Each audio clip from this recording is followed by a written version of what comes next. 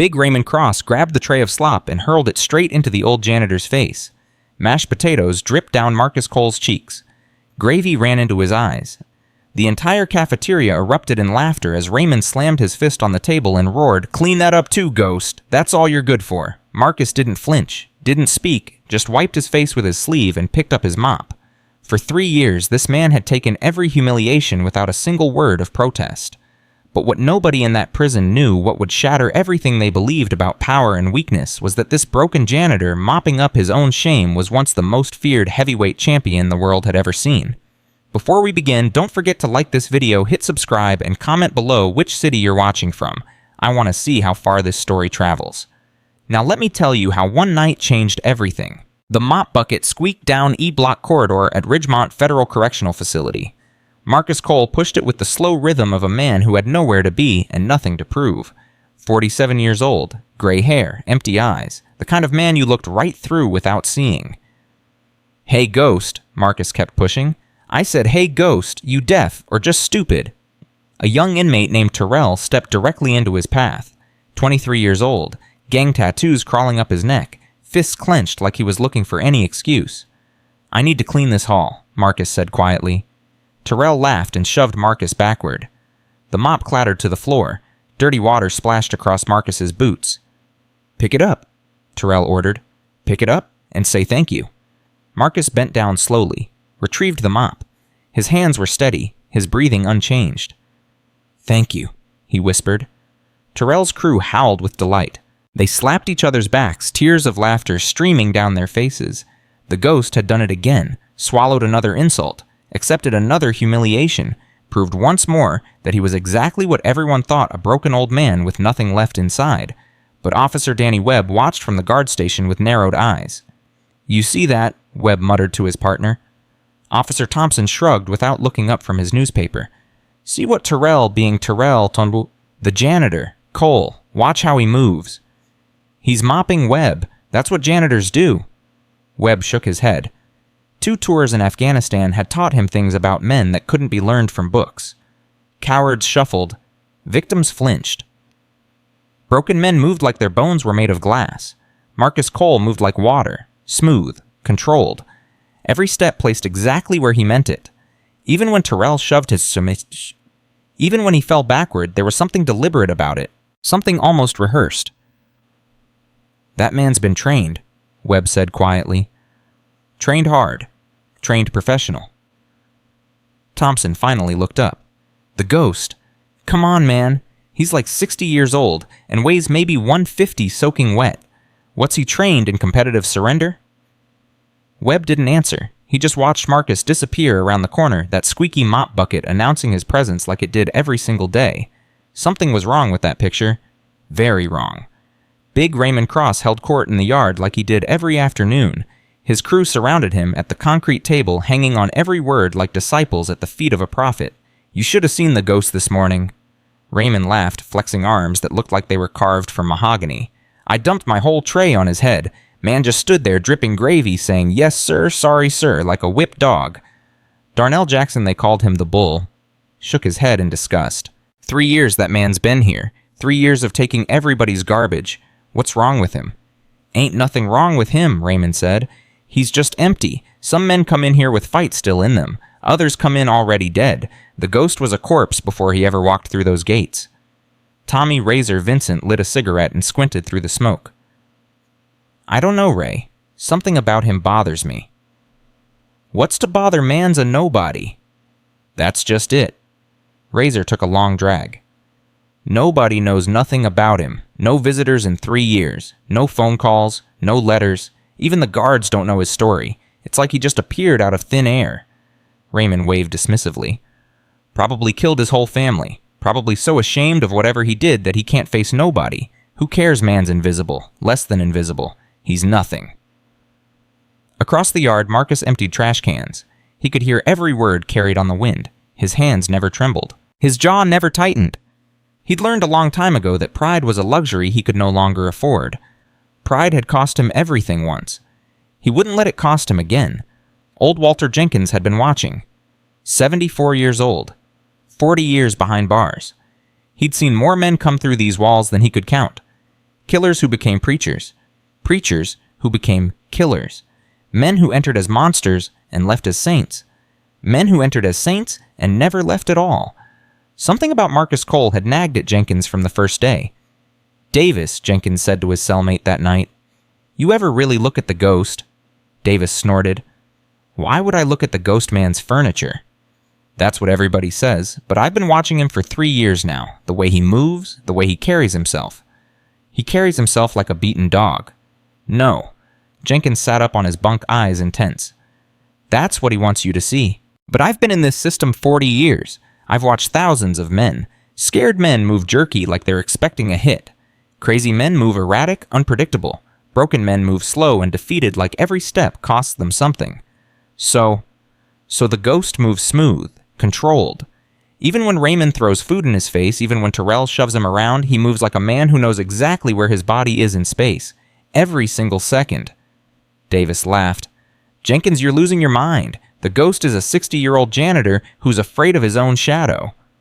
"I've only seen men move like that twice in my whole life," Jenkins continued, ignoring him. "Both times it was fighters, professional fighters, men who'd trained so long that the training became part of how they breathed." "The ghost a fighter." Davis laughed harder. "That's the craziest thing you've ever said, old man. And you've said some crazy things." Jenkins lay back down and stared at the ceiling. Maybe Davis was right. Maybe 40 years in prison had finally scrambled his brains. But he couldn't shake the feeling. Something about Marcus Cole wasn't right. Warden Harrison called a staff meeting 3 weeks later. Budget cuts had hit Ridgemont hard, and the administration needed positive publicity to justify continued funding.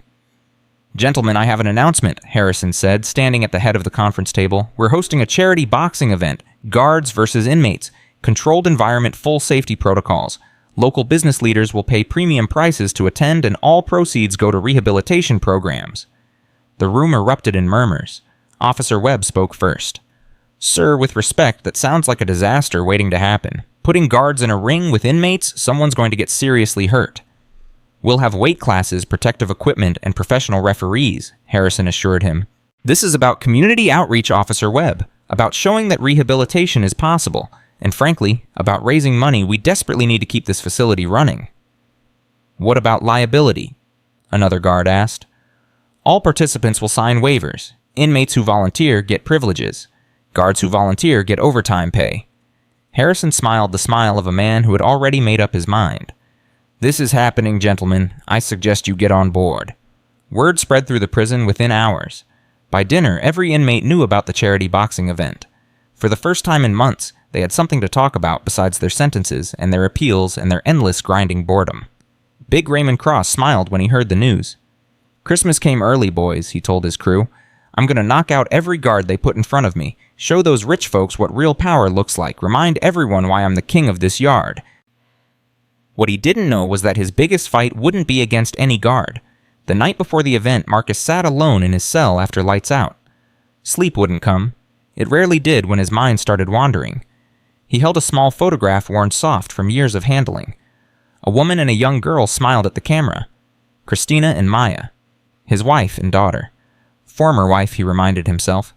She'd remarried years ago. A good man, according to his sister's rare letters. A man who was there for dinner every night. A man who helped with homework and showed up for recitals. A man who did all the things Marcus should have done. And Maya, his baby girl. 25 years old now. A Stanford law graduate. A public defender in San Francisco fighting for people who couldn't fight for themselves. She thought her father was dead. Maybe that was mercy. Marcus pressed the photograph to his chest. In the darkness, surrounded by the sounds of sleeping men and distant screams, he let himself remember. The glory days. Madison Square Garden erupting as he raised his fist in victory, the WBC championship belt heavy around his waist, his trainer Pops Washington in his corner, eyes wet with pride, Christina in the front row, Maya on her lap, both of them screaming his name. Iron Thunder Cole. 42 wins. 0 losses. 38 knockouts. The most feared heavyweight of his generation. They'd compared him to Ali, to Foreman, to Tyson in his prime. Magazine covers called him the perfect fighter. Analysts said he combined power, speed, and intelligence in ways the sport had never seen. All of it meant nothing now. All of it turned to ash the night he killed Miguel Santiago. The memory crashed over Marcus like a wave he couldn't stop. 15 years ago, the biggest fight of his career, a sold-out arena, pay-per-view cameras broadcasting to millions. Miguel Santiago was supposed to be easy, a young prospect from Puerto Rico, 23 years old, fast hands but limited experience. A tune-up fight before Marcus pursued the undisputed championship. Nobody expected what happened. Rounds 1 through 6 went exactly as planned. Marcus controlled the pace landing combinations at will. Santiago was game but outclassed. The outcome was never in doubt. Then came round 7. Santiago caught Marcus with a left hook that came from nowhere. The punch landed clean, and for the first time in his professional career, Marcus saw stars. The crowd gasped. Pop screamed from the corner. Christina's face went white in the front row. And something snapped inside Marcus Cole. He'd never been hurt before, never been truly challenged, never had to dig deep against an opponent who actually threatened him. The feeling was terrifying. His counterpunch was pure instinct. 15 years of training compressed into one devastating right hand. It landed on Miguel Santiago's jaw with a sound Marcus would hear in his nightmares forever. The young man dropped like a puppet with cut strings. His head bounced once against the canvas. Then nothing. No movement, no sound. Just a broken body and a referee counting over silence. 3 days later, Miguel Santiago died without ever waking up. He was 23 years old. He had a wife named Carmen. He had twin daughters named Lucia and Rosa. He had a future full of promise and hope and dreams. Marcus Cole took all of that with one punch. The funeral destroyed whatever was left of Marcus's soul. He went because staying away would have been the final cowardice. He stood in the back of the church hiding behind dark glasses, hoping no one would notice the famous fighter lurking among the mourners. Carmen Santiago noticed. Miguel's widow walked straight through the crowd toward Marcus. 23 years old. Black dress. Eyes red from crying but burning with fury. "You," she hissed. "You killed him. You murdered my husband. I'm sorry." The words felt hollow in his mouth. "I'm so sorry." Carmen slapped him. The sound echoed through the church. Nobody moved to stop her. Nobody wanted to stop her. "Sorry?" Her voice rose to a scream. "Sorry doesn't bring back their father." She pointed to the front pew where 2 little girls sat in matching black dresses. Lucia and Rosa, 4 years old, twins who would grow up without ever knowing the man who loved them more than anything. "Every night they ask when Papi is coming home," Carmen sobbed. "Every night I have to tell them Papi isn't coming. What do I say, Mr. Champion? What do I tell them about the man who took their father away?" Marcus had no answer. There was no answer. He left the church and never looked back. 6 months later, Marcus won the undisputed heavyweight championship. He stood in the ring with 3 belts around his waist, confetti falling from the rafters, millions of people cheering his name. He felt nothing. Every time he looked in the mirror, he saw Miguel Santiago staring back. Every time he threw a punch, he heard that horrible sound. Every time he won, he remembered that his greatest victory had cost a young man his life. Christina noticed first. "Marcus, you need help," she begged one night, finding him sitting alone in their dark living room. "You haven't slept in weeks. You barely eat. Maya asks why Daddy is always sad." "I killed a man, Chris. I killed someone's husband, someone's father. It was an accident, a tragedy, but boxing is... Don't." His voice cracked. "Don't tell me boxing is dangerous. Don't tell me he knew the risks. I saw his daughters at that funeral, 4 years old. They didn't know any risks. They just want their father back." Christina reached for him, but Marcus pulled away. The distance between them grew every day after that.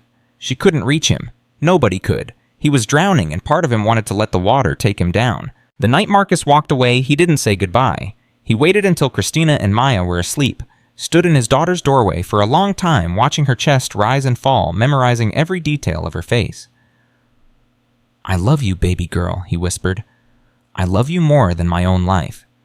But I can't be your daddy anymore. Not like this. Not when everything I touch turns to poison." He kissed her forehead one last time, left his championship belts on the kitchen table, walked out into the night. Iron Thunder Cole was reported missing within a week. After 10 years with no trace, the courts declared him legally dead. Nobody looked for Marcus Cole. That was a different man. A ghost who drifted from city to city, job to job, searching for something he could never find. Punishment, redemption, peace. The drinking started in Arizona. Marcus would sit in dive bars until closing, hoping someone would recognize the former champion hiding behind his beard. Hoping someone would call him out, give him an excuse to feel pain. "Hey, old man?" A voice from his memory. A bar in Flagstaff. A biker twice his size. "You're in my seat." Marcus didn't move. "Plenty of other seats?" "I want that one." Marcus looked up with dead eyes. "Then take it." The biker took a swing. Marcus let it land. The pain felt like relief, like penance, like exactly what he deserved. But when the biker swung again, Marcus's body moved without permission. 15 years of training didn't ask for approval, it just reacted. The biker was unconscious before he hit the floor. Marcus stared at his own hands like they belonged to someone else. Someone he'd tried to bury. Someone who refused to stay dead. He left town that night. The pattern repeated across Nevada, Utah, and New Mexico. Marcus would find a bar, start drinking, wait for trouble to find him, let the first punch land as payment for his sins. But his body wouldn't let him take the second punch. Wouldn't let him accept the beating he craved. Every time muscle memory took over. Every time his attacker ended up on the ground. Part of Marcus hoped someone would finally be good enough to finish him. Nobody ever was. The night that sent him to prison started like all the others. A truck stop outside Phoenix. 3 a.m. Marcus was drunk enough to welcome whatever came next. 3 men approached him in the parking lot. Young, armed, hungry. "Empty your pockets, old man," the leader said, knife glinting. "Do it quick and maybe we'll let you keep your teeth." Marcus laughed. The sound surprised even him. "You have no idea," he said, "who you're talking to. Some drunk bum about to get cut." Marcus set down his bottle. "I've been looking for you, not you specifically, but someone like you. Someone who might be able to finish what I can't do to myself." The leader's smile faltered. Something in the old man's eyes wasn't right. "Last chance?" Marcus said quietly. "Walk away." They didn't walk away. The fight lasted 8 seconds. Marcus moved on pure instinct, his body remembering what his mind wanted to forget. 3 men hit the pavement with injuries that would require months of rehabilitation. When the police arrived, Marcus was sitting on the curb waiting. "I did it," he told the arresting officer. "All 3. You're going to want to call ambulances. Plural. Aggravated assault. Multiple counts. 7 years in federal prison." Marcus didn't hire a lawyer, didn't fight the charges, didn't try to explain. This was what he wanted. Finally, a punishment that fit his crimes. Ridgemont Federal Correctional Facility welcomed Marcus with the same gray indifference it showed every prisoner. "Work assignment preferences?" the intake officer asked without looking up. "Anything physical, anything invisible." They gave him a mop bucket and a closet full of cleaning supplies. Perfect. For 3 years, Marcus became exactly what he wanted to be: nobody. The ghost who mopped floors and emptied trash. The target of every bully who needed someone to abuse. The invisible man who took whatever people threw at him without complaint. Every insult was penance for Miguel Santiago. Every punch he didn't throw was an offering to Carmen and the twins. Every day he survived was another chance to prove he could be something other than a killer. But some things can't stay buried forever. The morning of the charity boxing event arrived with electricity in the air. Marcus could feel it while he mopped the cafeteria. Inmates who usually ignored each other were gathered in groups, buzzing with excitement. Guards walked with extra tension in their shoulders. "Today's the day Ghost Raymond called from his table. You coming to watch might learn what a real man looks like in action." Marcus said nothing, just pushed his mop in slow circles. "Leave him alone, Ray," someone muttered. "Man ain't worth the breath." "You're right about that," Raymond agreed loudly. "Ain't worth the food he eats or the air he breathes. Just a waste of space waiting to die." Darnell and Tommy laughed on cue. Marcus kept mopping. But Officer Webb watched from the doorway, that troubled expression deepening. He'd spent weeks observing the janitor, watching how he moved, watching how he absorbed abuse without flinching. Tonight, Webb had a feeling something was going to happen. He just didn't know what. The gymnasium buzzed with energy as the event began. Business leaders in expensive suits mingled with prison officials. Camera crews adjusted equipment. Local reporters checked their notes. Warden Harrison worked the room like a politician at a fundraiser, shaking hands and making promises. "Welcome, everyone," Harrison's voice boomed through the speakers. "Tonight we demonstrate that rehabilitation is possible, that even behind these walls men can find redemption through discipline and sport." The crowd applauded politely. In the makeshift ring, Big Raymond Cross bounced on his toes, shadowboxing for the cameras. His muscles gleamed. His eyes promised violence. He was everything the audience had paid to see. First match, the announcer called Big Raymond Cross versus Officer Martinez. Martinez climbed into the ring, a decent-sized man, former high school wrestler, confident in his training. The bell rang. 45 seconds later, Martinez lay unconscious on the canvas. The crowd gasped. The inmates roared. Next, Raymond screamed, barely winded. Officer Patterson stepped up. Amateur boxing background. Quick hands, smart footwork. 90 seconds. Another knockout. Next, Officer Williams, the biggest guard on staff. 240 pounds of muscle. 2 minutes. Another body on the canvas. Big Raymond stood in the center of the ring, arms raised, utterly dominant. "Is that all you got?" he bellowed. "Is there no one in this entire building man enough to face me?" The gymnasium fell silent. 3 guards down, nobody else volunteering. The business leaders shifted uncomfortably, suddenly unsure what they'd paid to see, and then Raymond's eyes found Marcus. The old janitor was mopping near the gymnasium entrance, invisible as always, going about his work while chaos erupted around him. Something cruel sparked in Raymond's eyes. Something hungry. "Hey!" he shouted, pointing. "Hey, ghost!" Marcus didn't look up. "I'm talking to you, old man. Get over here!"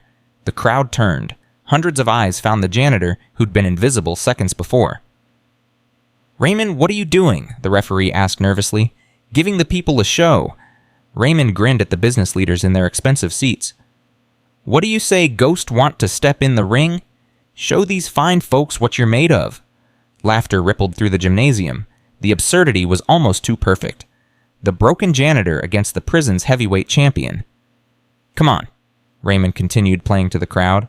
"I'll let you get the first shot, free punch right here." He tapped his chin. "Give me your best, and when you wake up, you can go back to your mop." The laughter grew louder. Inmates stomped their feet.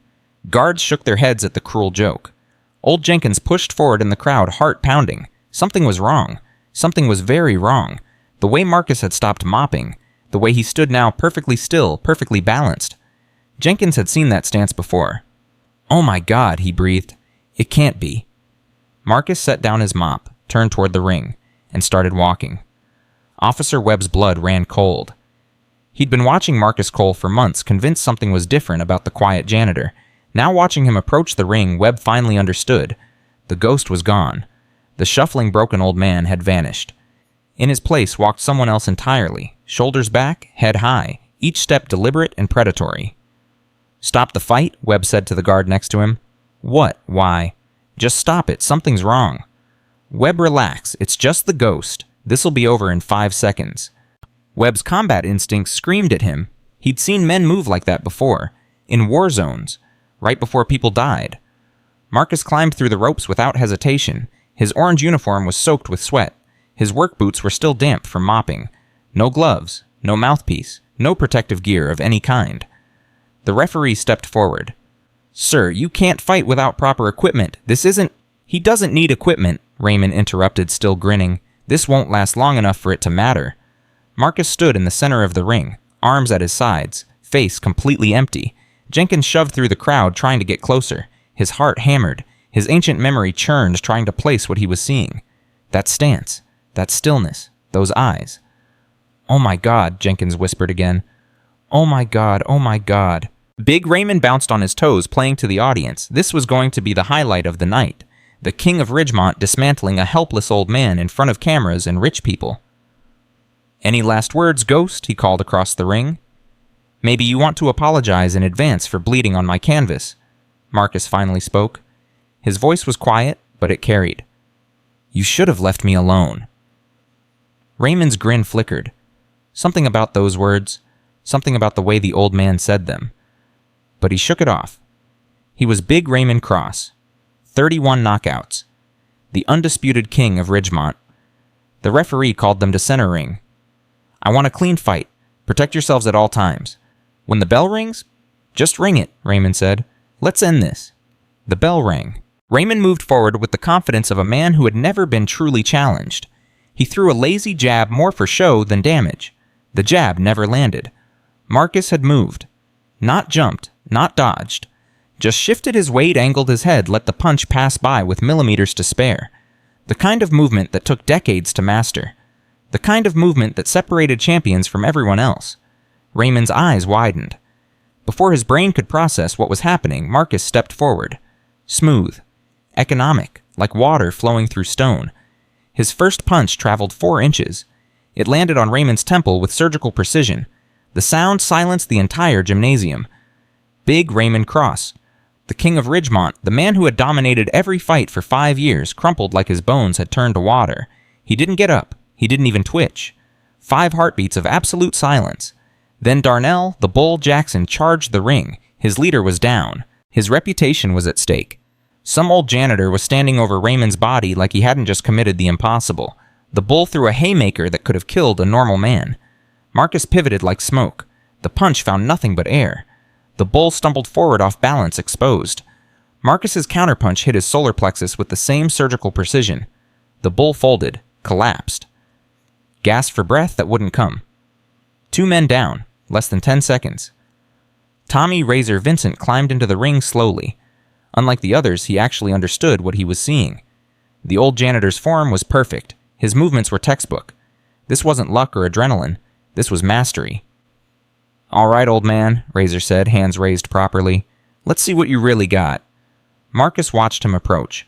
For the first time, something flickered across his face. Recognition, respect, maybe sadness. "You're different from them," Marcus said quietly. "You know what you're doing." "I've watched a lot of fights, studied the greats." Razor circled carefully. "Even studied Iron Thunder Cole back in the day. Best heavyweight I ever saw." Something shifted in Marcus's eyes. "Then you should know," he said softly, "that Iron Thunder never lost." He struck once, a short uppercut that seemed to come from nowhere. Less than 6 inches of travel, but it lifted Razor clean off his feet. Tommy Vincent was unconscious before he hit the canvas. 3 knockouts. Under 30 seconds total. Marcus stood in the center of the ring, breathing normally, surrounded by 3 unconscious men and 500 people who couldn't understand what their eyes had just shown them. The silence stretched until it became unbearable. Then old Walter Jenkins stumbled forward, tears streaming down his weathered face. 40 years in prison had stolen his ability to feel, but this moment cut through all those walls. "Iron Thunder Cole," Jenkins whispered. "Holy God, that's Iron Thunder Cole." The name hit the gymnasium like an earthquake. Iron Thunder. Did he say Iron Thunder Cole? The boxer, the one who disappeared. That's impossible. Look at him. Look at how he moves. Maria Reyes, the young reporter who'd come to cover a simple charity event, raised her phone with trembling hands. She was recording the story of a lifetime.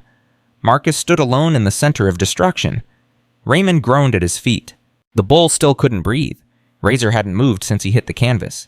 Hundreds of faces stared at Marcus with expressions ranging from terror to awe to complete incomprehension. He looked down at his hands. The same hands that had just ended 3 fights in 30 seconds. The same hands that had killed Miguel Santiago 15 years ago. "My name," he said, his voice carrying clearly through the stunned silence, "is Marcus Anthony Cole." He paused, drew a breath, continued. "Former WBC heavyweight champion of the world. 42 wins, 0 losses, 38 knockouts." A woman in the crowd screamed, not from fear, from the pure shock of impossibility becoming real. "For 15 years I've been running, hiding from who I am, trying to disappear so I could escape what I did." He raised his hands again, stared at them like they belonged to a stranger. "But you can't run from yourself forever. You can't bury what you are. Sooner or later the truth comes out." Warden Harrison pushed through the crowd, face pale, finally understanding the magnitude of what had just happened in his gymnasium. "Cole Thompson, whatever your name is, you're coming with me right now." Marcus nodded. "I know." But before he could move, Maria Reyes called out the question everyone needed answered. Why did the greatest heavyweight champion in the world disappear? "Why are you here? What did you do?" Marcus turned to face her, to face the recording phones, to face the judgment he'd been running from for 15 years.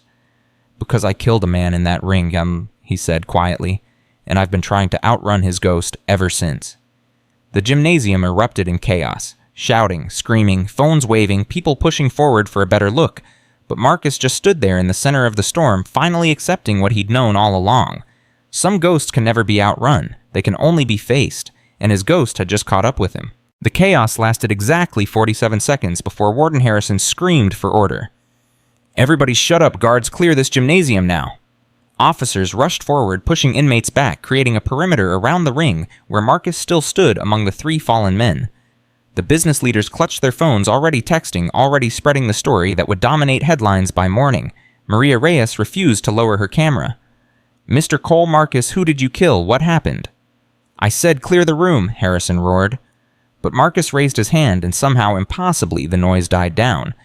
Even after everything that had happened, there was something about his presence that commanded attention without demanding it. "Miguel Santiago," Marcus said quietly. "July 15th, 2010, Madison Square Garden, round 7. The name hit the older men in the crowd like a physical blow. Jenkins actually staggered backward. The Santiago fight was legendary.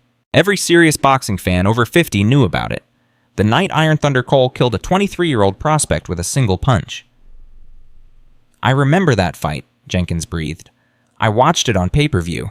Santiago was supposed to be the next big thing out of Puerto Rico." "He was," Marcus's voice cracked. "He was supposed to be a lot of things." Officer Webb pushed through the crowd and climbed into the ring. His instincts told him to approach carefully, but he also sensed that Marcus wasn't a threat. Not anymore. Whatever violence had been in this man had been spent. "Cole," Webb said quietly, "Marcus, you need to come with us now, but I want you to know I'm not going to cuff you, not unless you give me a reason." Marcus nodded slowly. "I appreciate that." "Why didn't you tell anyone 3 years in this facility and nobody knew who you were?" "Because Iron Thunder Cole killed a man." Marcus finally met Webb's eyes. "Marcus Cole just wanted to serve his time and disappear. I thought if I could be invisible long enough, maybe I could become someone else.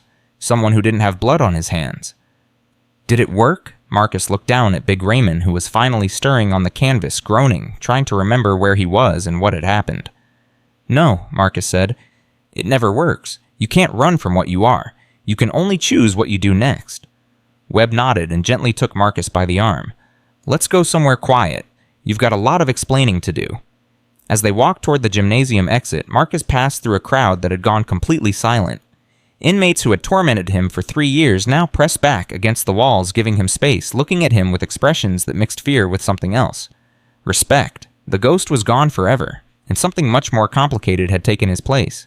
30 minutes later, Marcus sat in an interview room across from Warden Harrison and 2 federal investigators who had been called the moment the warden understood the magnitude of what had happened. "Let me make sure I understand this correctly," Agent Morrison said, flipping through notes. "You're claiming to be Marcus Iron Thunder Cole, former WBC heavyweight champion who was declared legally dead in 2020. I'm not claiming anything. I am Marcus Cole. Iron Thunder Cole had a net worth of over $40 million at the time of his disappearance. Multiple properties, endorsement deals, a family." "Had," Marcus repeated, past tense. "Where did the money go? I left everything to Christina, my wife. Ex-wife now. She deserved it.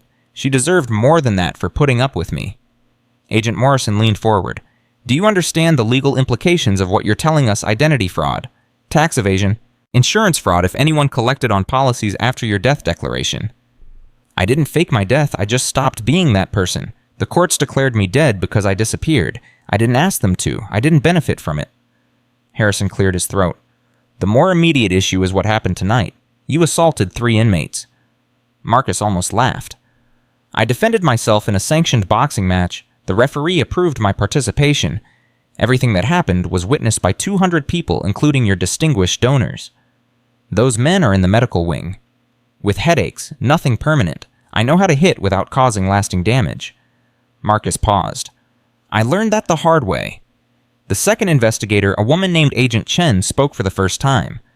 "Tell us about Miguel Santiago." Marcus closed his eyes. Even after 15 years, the name still cut like a knife. "What do you want to know, Huck?" "Everything." So Marcus told them. He told them about the build-up to the fight, how his promoter Don Castellano had pushed for a tune-up match before the big unification bout, how Santiago's team had been desperate for the opportunity, knowing a good showing against Iron Thunder could launch their fighter's career. He told them about round 7, how Santiago caught him with a left hook that no one expected. How, for the first time in his professional career, Marcus had been hurt. How fear and rage had mixed together into something he couldn't control. "I threw the counter without thinking," Marcus said. 15 years of training, and it all came down to instinct. I hit him with everything I had. Everything. The medical examiner's report said Santiago died of a subdural hematoma, Agent Chen noted. Bleeding in the brain caused by trauma. He never woke up. 3 days in a coma with his wife and daughters by his bed, and he never woke up. The boxing commission ruled it accidental. No charges were filed. I know what the commission ruled. Marcus's voice hardened. I also know what I did. Legal and right aren't always the same thing. Harrison interrupted. This is all very tragic, but what does it have to do with why you're in my prison under a false identity? I told you, I stopped being Marcus Cole after I killed Miguel, changed my name, moved around, tried to find some kind of peace. Marcus shrugged. Never found it. Started drinking, started fighting, started looking for someone who could hurt me the way I hurt that boy. Self-destructive behavior, Agent Chen said. Survivor's guilt. Call it whatever you want. I call it justice. The courts wouldn't punish me for killing Miguel Santiago, so I tried to punish myself. By getting arrested for assault. By finding trouble until trouble found me. Those 3 men at the truck stop thought they were robbing a drunk old man. They had no idea. Marcus's jaw tightened. I could have walked away, should have walked away. But part of me wanted them to hurt me, and when they couldn't, when my body did what it always does, I figured prison was the next best thing. You wanted to be incarcerated. I wanted to suffer. Prison seemed like a good place for that. The room fell silent. Agent Morrison exchanged glances with his partner. They'd investigated a lot of criminals over the years, but this was something different. A man who'd run toward punishment instead of away from it. What happens now? Marcus asked. That's complicated, Harrison admitted. Your original conviction stands, but your identity was falsified, which creates legal issues. The boxing commission will want to talk to you. The media is already circling. And frankly, my prison just became a circus. I'm sorry about that. I never wanted any of this. What did you want? Marcus thought about it for a long time. To be invisible. To serve my time. To maybe someday figure out how to live with what I did. And then now I don't have a choice anymore. The ghost is dead. Everyone knows who I am. Whatever comes next, I have to face it. Agent Chen closed her notebook. We'll need to verify your identity through fingerprints and DNA. Contact the boxing commission, probably reach out to your family. Marcus's head snapped up. No. Excuse me. Don't contact my family, please. Mr. Cole, your wife believed you were dead for over a decade. Your daughter. My daughter thinks her father died when she was 10 years old. She's built an entire life on that foundation. She graduated from Stanford. She's a public defender. She's doing good in this world. Marcus's voice broke. Don't destroy that. Don't drag her into this mess. She has a right to know you're alive. She has a right to peace. Something I could never give her when I was around. Harrison leaned back in his chair, studying the man across from him. 3 years of watching the ghost mop floors, and he'd never seen anything but a broken old man. Now he was looking at something else entirely. Not a monster, not a hero, just a man carrying a weight that would have crushed most people. We can delay contacting family, Harrison said finally. But we can't stop this story from spreading. By tomorrow morning, every news outlet in the country will know where Iron Thunder Cole has been hiding. Marcus nodded slowly. He'd known this moment would come eventually. Some part of him had always known. Then I guess I better figure out what I want to say. Word spread through Ridgemont like wildfire. By the time the inmates returned to their cells that night, everyone knew. The ghost, the invisible janitor who'd taken 3 years of abuse without complaint, was actually Iron Thunder Cole, the greatest heavyweight of his generation, a legend who'd disappeared and let the world think he was dead. Big Raymond lay in the medical wing with an ice pack pressed to his head and his pride shattered into a million pieces.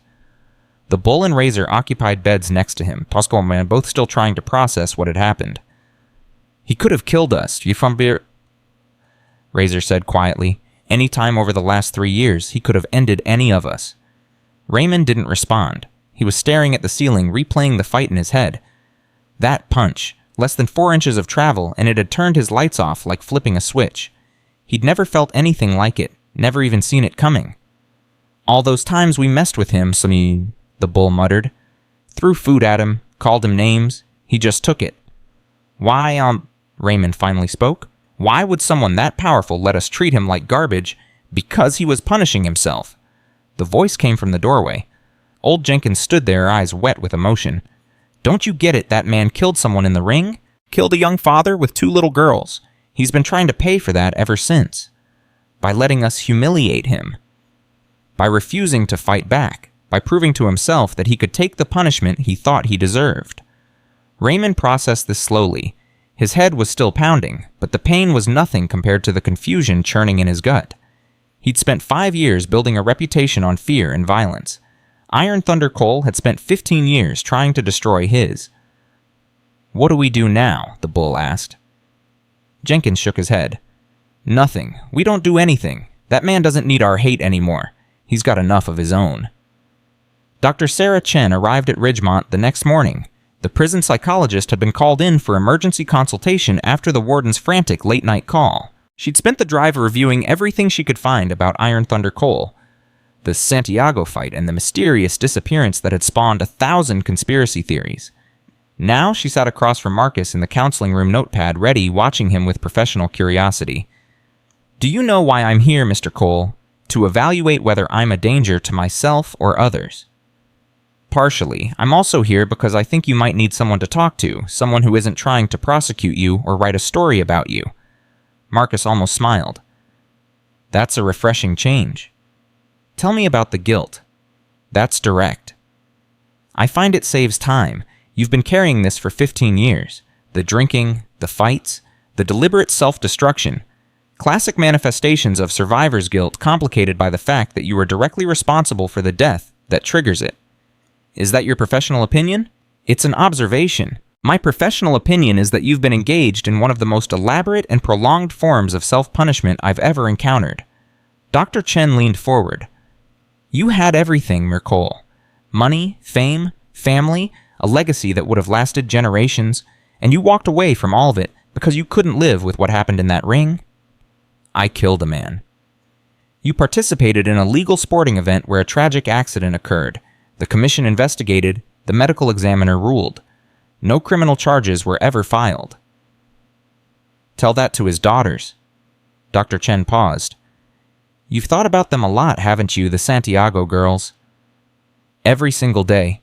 Lucia and Rosa. They were 4 years old when I took their father away. They're 19 now.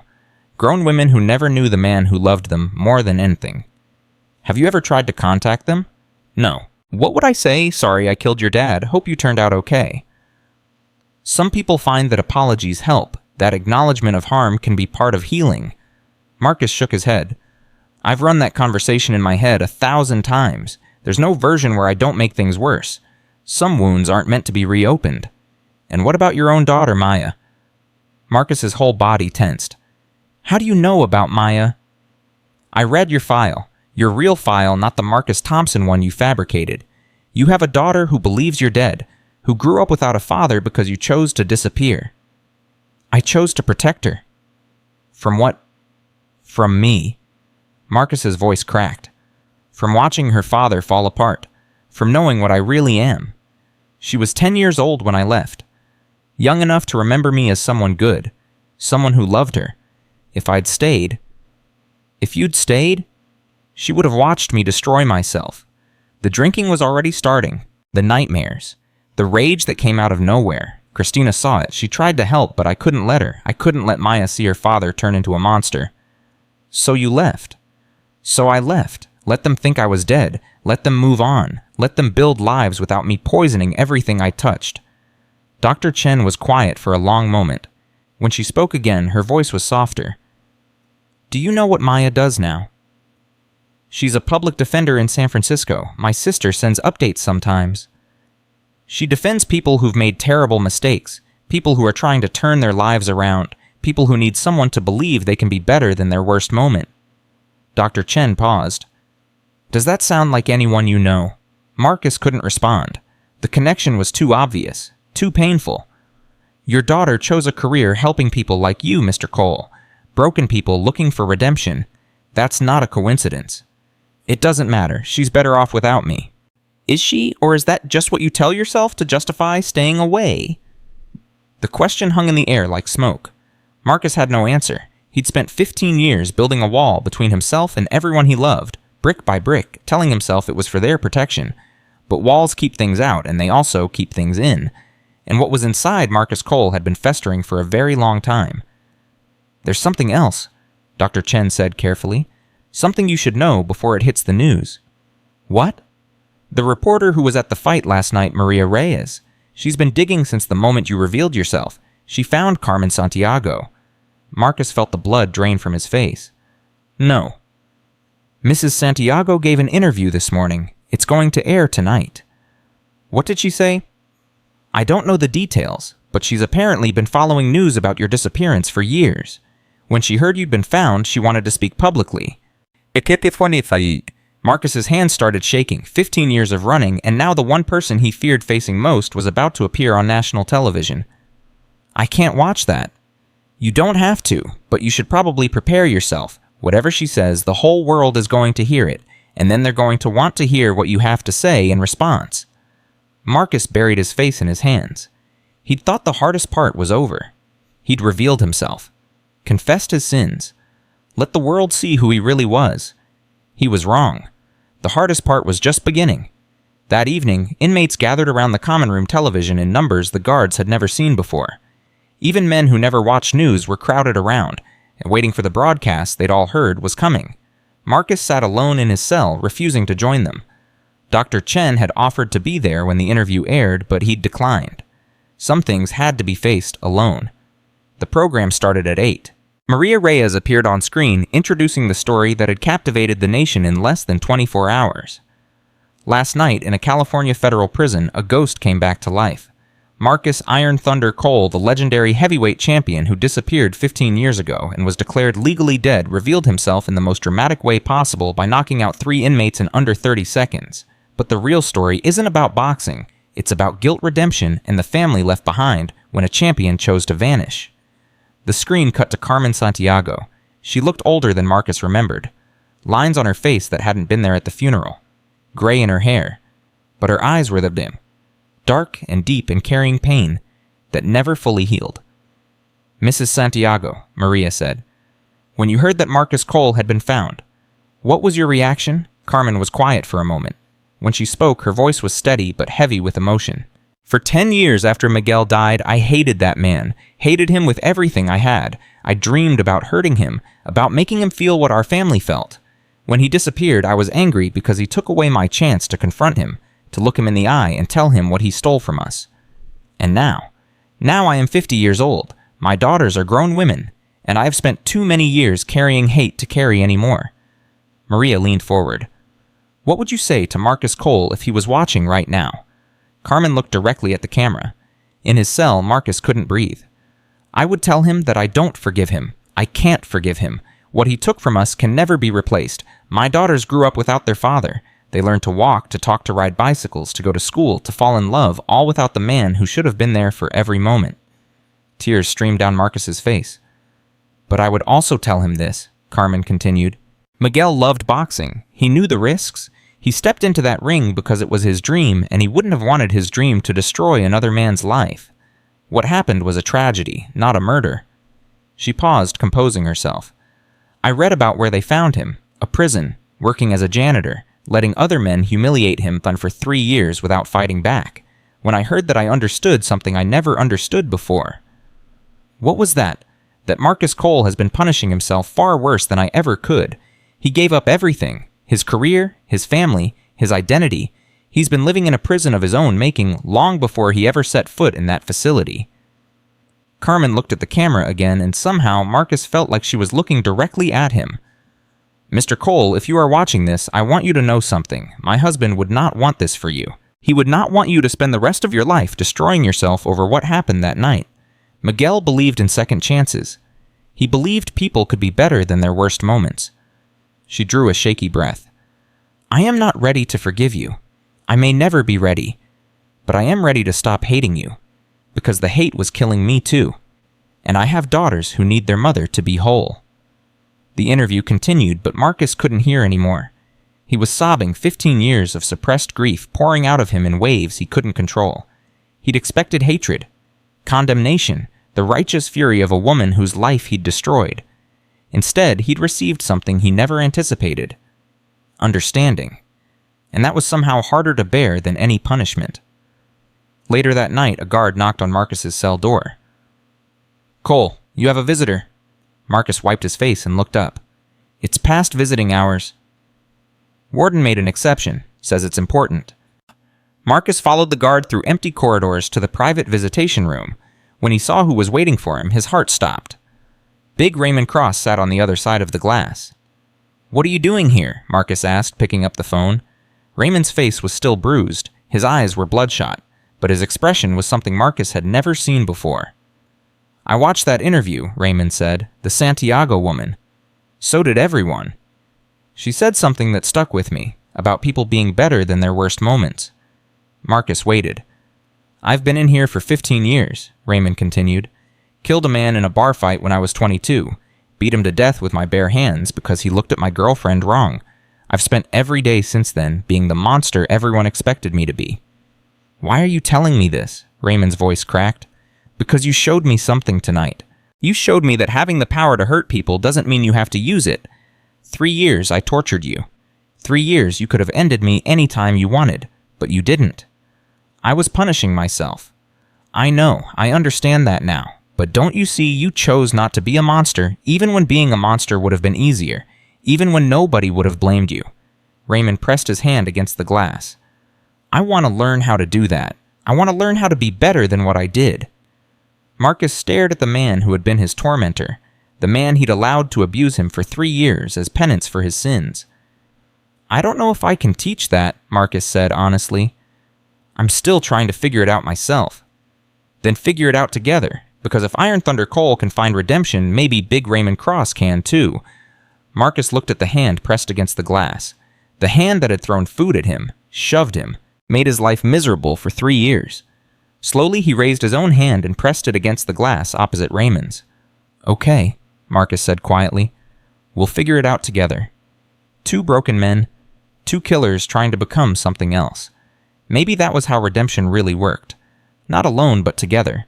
Not through punishment, but through the slow, painful work of becoming better than your worst moment."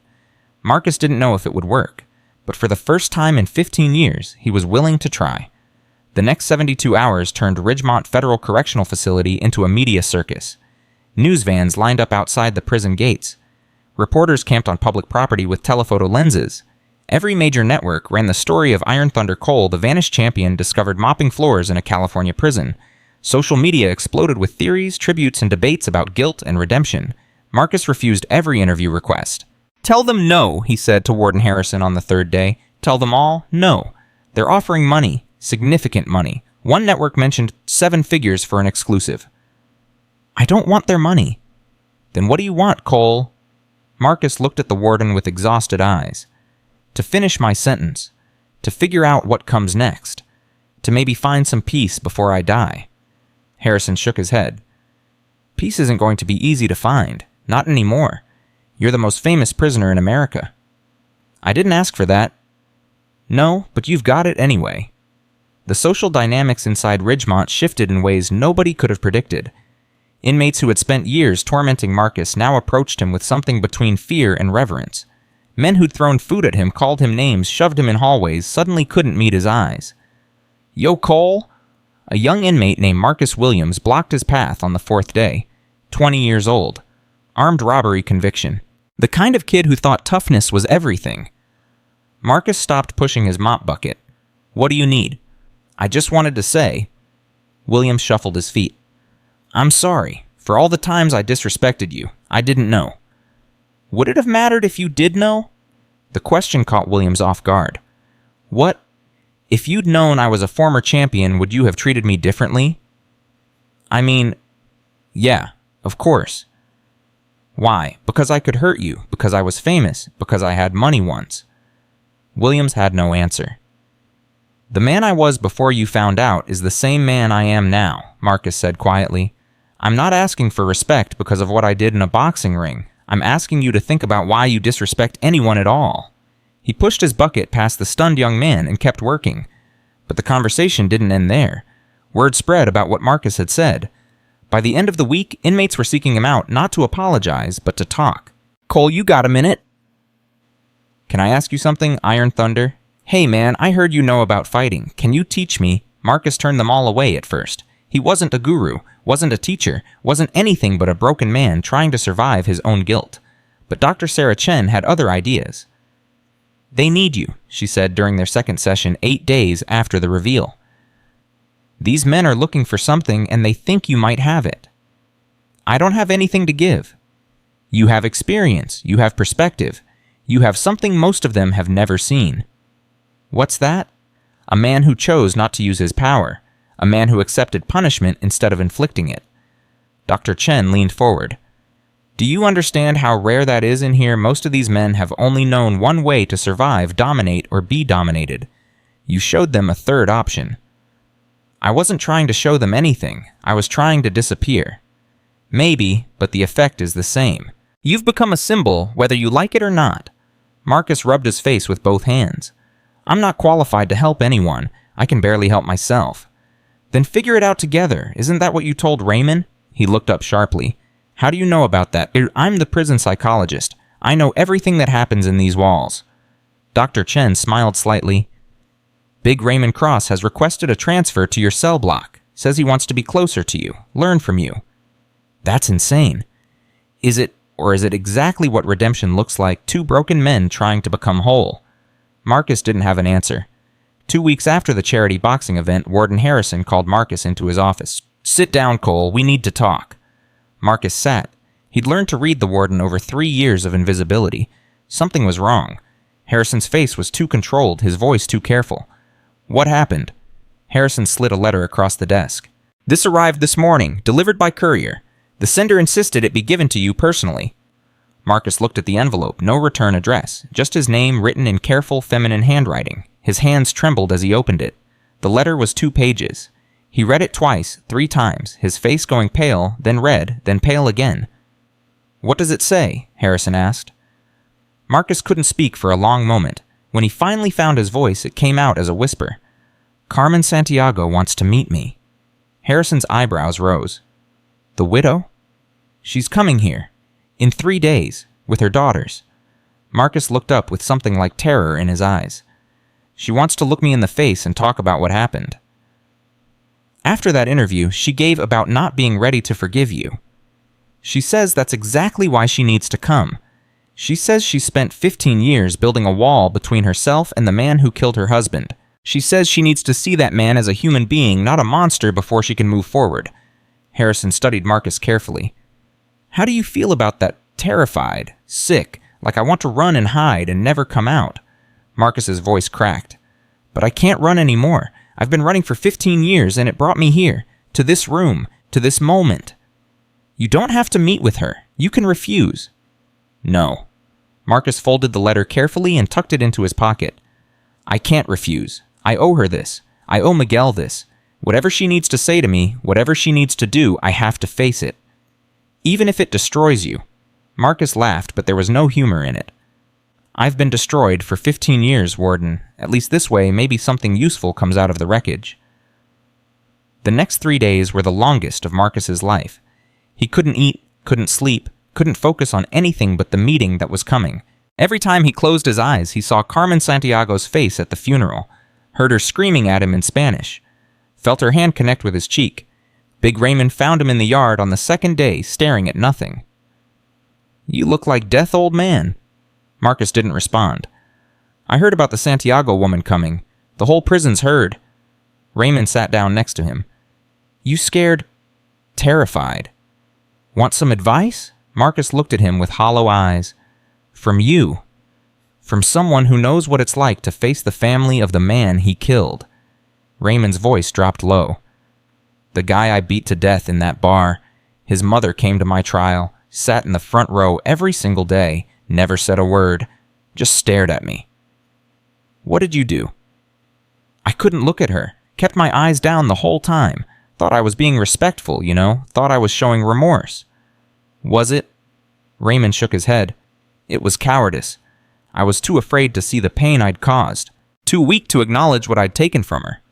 He turned to face Marcus. Don't make that mistake. When Mrs. Santiago comes, look her in the eye. Let her see you, all of you, the man who killed her husband and the man who's been dying inside ever since. Why? Because that's what she needs, not your shame, not your weakness. She needs to see that her husband's death meant something, that it changed you, that you didn't just walk away and forget. Marcus considered this. You've thought about this a lot. Every day for 15 years. Just never had anyone to talk about it with. Raymond almost smiled. until you came along and knocked me unconscious in front of 200 people. Despite everything, Marcus felt the corner of his mouth twitch. You had it coming. Yeah, I really did. The morning Carmen Santiago arrived, Marcus woke before dawn. He showered carefully, shaved for the first time in weeks, put on a clean uniform that Dr. Chen had arranged for him, looked at himself in the mirror and tried to see what Carmen would see. An old man, gray hair, weathered face, eyes that carried too much pain for one lifetime. Was this the monster she'd been hating for 15 years? Was this the man who'd taken everything from her, Cole? A guard appeared at his cell door. They're here. You ready? Marcus took a deep breath. No, but let's do it anyway. The walk to the private visitation room felt like walking to his own execution. Every step brought him closer to a confrontation he'd been dreading for 15 years. Every heartbeat reminded him that he was still alive while Miguel Santiago was not. He stopped outside the door. Through the small window, he could see 3 women waiting inside. Carmen Santiago sat in the center, older than he remembered, but still beautiful in a worn, weathered way. Her dark hair was streaked with gray. Her hands were folded tightly in her lap. Beside her sat 2 young women, 19 years old. Twins. Lucia and Rosa. They looked so much like their father that Marcus felt his knees buckle. Easy. Officer Webb stood beside him, ready to catch him if he fell. Take your time. They look just like him, Marcus whispered. My God, they look just like Miguel. You can do this, Cole. Whatever happens in there, you can face it. Marcus nodded slowly, straightened his spine, drew a breath that felt like it might be his last. Then he opened the door and walked in. Carmen stood up the moment she saw him. Her daughters remained seated watching with expressions that mixed curiosity with something harder to read. For a long moment nobody spoke. 15 years of silence stretched between them like a chasm. Then Carmen took a step forward. You're smaller than I remember, she said quietly. In my mind you were a giant, a monster who towered over everything. I've gotten older.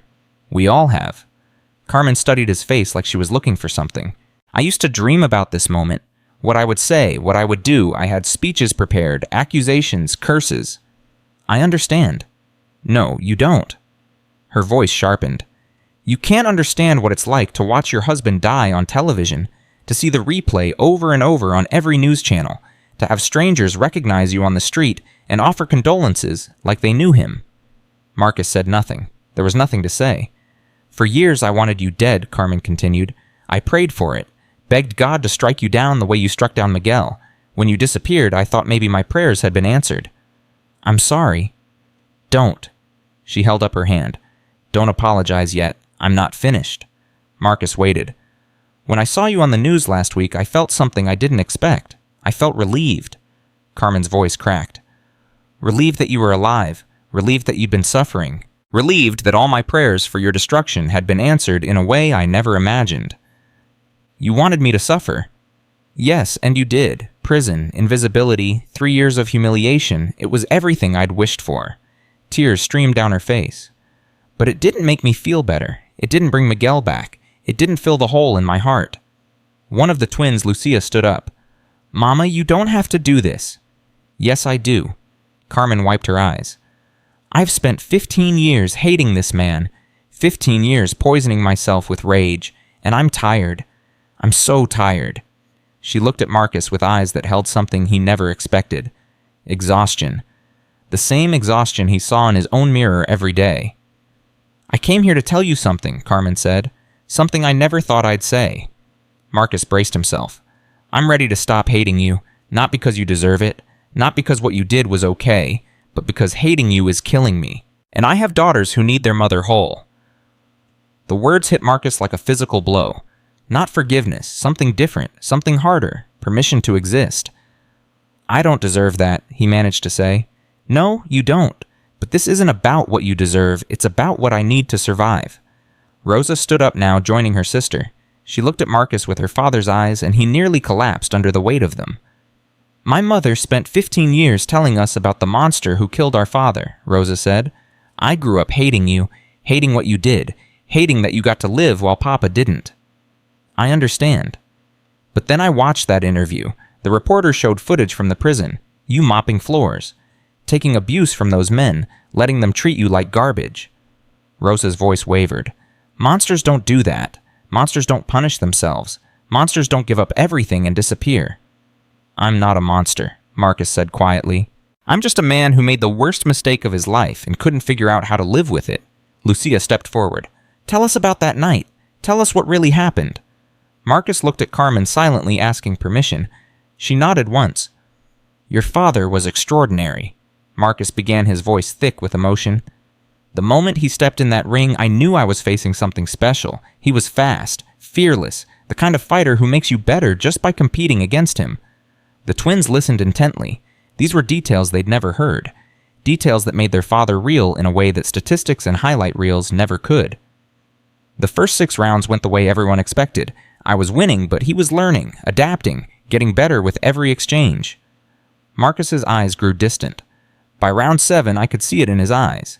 He knew he couldn't beat me on points. He was going for the knockout. Is that when he hurt you? Rosa asked. Yes. He caught me with a left hook that I never saw coming. For the first time in my career, I felt what it was like to be in trouble. My legs went weak, my vision blurred. For one terrible moment, I thought I was going to lose. And then I reacted on instinct. 15 years of training took over. I threw a counterpunch with everything I had, every ounce of fear, every bit of power. Marcus's voice broke. I didn't mean to hurt him that badly. I just wanted to survive the moment.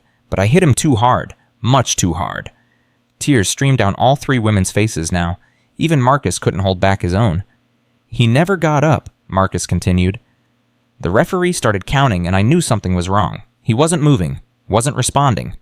When the doctors rushed in, I realized what I'd done. Did you stay? Carmen asked. Did you stay until they took him away? I stayed until they made me leave. Watched them carry him out on a stretcher. Followed the ambulance to the hospital and sat in the waiting room for 3 days. When he died, I was the first person they told. Why didn't you come to us then? Why didn't you try to explain? Because there was nothing to explain. I killed your husband. I took your daughter's father. No words would change that. Marcus met Carmen's eyes for the first time. And because I was a coward, I couldn't face what I'd done, so I ran. The room fell silent. 15 years of pain and anger and grief hung in the air between them. Then Carmen did something that shattered every expectation Marcus had carried into this room. She walked toward him slowly, deliberately, and wrapped her arms around him. Marcus froze. His body didn't know how to respond. He'd expected hatred, screaming, perhaps violence. Not this, never this. I forgive you, Carmen whispered against his chest. Not for your sake, for mine, for my daughter's, for Miguel, who would never have wanted this much suffering. Marcus broke, completely, utterly. 15 years of suppressed grief came pouring out of him in waves he couldn't control. He held Carmen Santiago and wept for her husband, for her daughters, for the life he'd destroyed and the life he'd thrown away. I'm sorry, he sobbed. I'm so sorry, every day, every moment. I'm so sorry. I know, Carmen said. I know you are. Lucia and Rosa approached slowly, uncertain. Their mother was embracing the man who'd killed their father. Everything they'd believed was shifting beneath their feet. Mama, Lucia said quietly. Carmen released Marcus and turned to her daughters. This man took your father from you. Nothing will ever change that. But look at him. Look at what carrying this weight has done to him. If we keep hating him, we become prisoners too, and your father wouldn't want that for any of us. Rosa looked at Marcus with her father's eyes. Why didn't you just move on? You had money, fame. You could have buried what happened and kept living. Because I didn't deserve to move on, Marcus said honestly. Your father was dead because of me. How could I enjoy anything knowing that? How could I smile or laugh or love when I'd taken all of that from him? So you punished yourself instead. It was all I knew how to do. Lucia studied him for a long moment. Then she asked a question that cut straight to the heart of everything. If you could go back to that night, would you still throw that punch? Marcus thought about it carefully. He owed them honesty, not easy answers. If I could go back knowing what I know now, no, I'd take the loss. I'd let your father knock me out. No championship is worth a human life. He paused. But I can't go back. None of us can. All I can do is try to become someone who deserves the life I've been given, someone your father wouldn't be ashamed of. How do you plan to do that? I don't know yet, but I'm going to figure it out. And I'm not going to run away anymore. Carmen touched her daughter's shoulders. We've said what we came to say. Now we need to go. But Marcus... He looked at her. Don't waste this. Don't waste what we've given you today. Make something good come out of all this pain. I'll try. Don't try. Do it. For Miguel, for us, for yourself. Marcus nodded, unable to speak. The Santiago women walked toward the door. At the threshold, Rosa turned back one last time. My mother said she forgives you. I'm not there yet. Maybe I never will be. She held his gaze with her father's eyes. But I don't hate you anymore. That's the best I can offer. It's more than I deserve. Rosa almost smiled. Yeah, it is. Then they were gone, and Marcus was alone with the weight of everything that had just happened. He sat in that visitation room for a long time, staring at the empty chairs where the Santiago family had been sitting. Forgiveness. Not earned, not deserved, but given anyway. It didn't erase the guilt, didn't bring back Miguel Santiago, didn't undo 15 years of destruction and pain, but it changed something, shifted something deep inside Marcus's chest that had been locked tight for so long he'd forgotten it was there. Hope. The door opened. Dr. Chen entered quietly and sat across from him. How do you feel? Like I've been hit by a truck, but also like maybe I can breathe for the first time in 15 years. Carmen Santiago gave you a gift today, a rare and precious gift. I know, I don't understand why.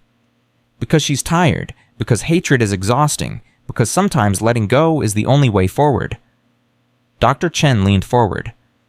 The question now is what you do with it. What do you mean, You've been given something most people never get a second chance. Permission to stop destroying yourself.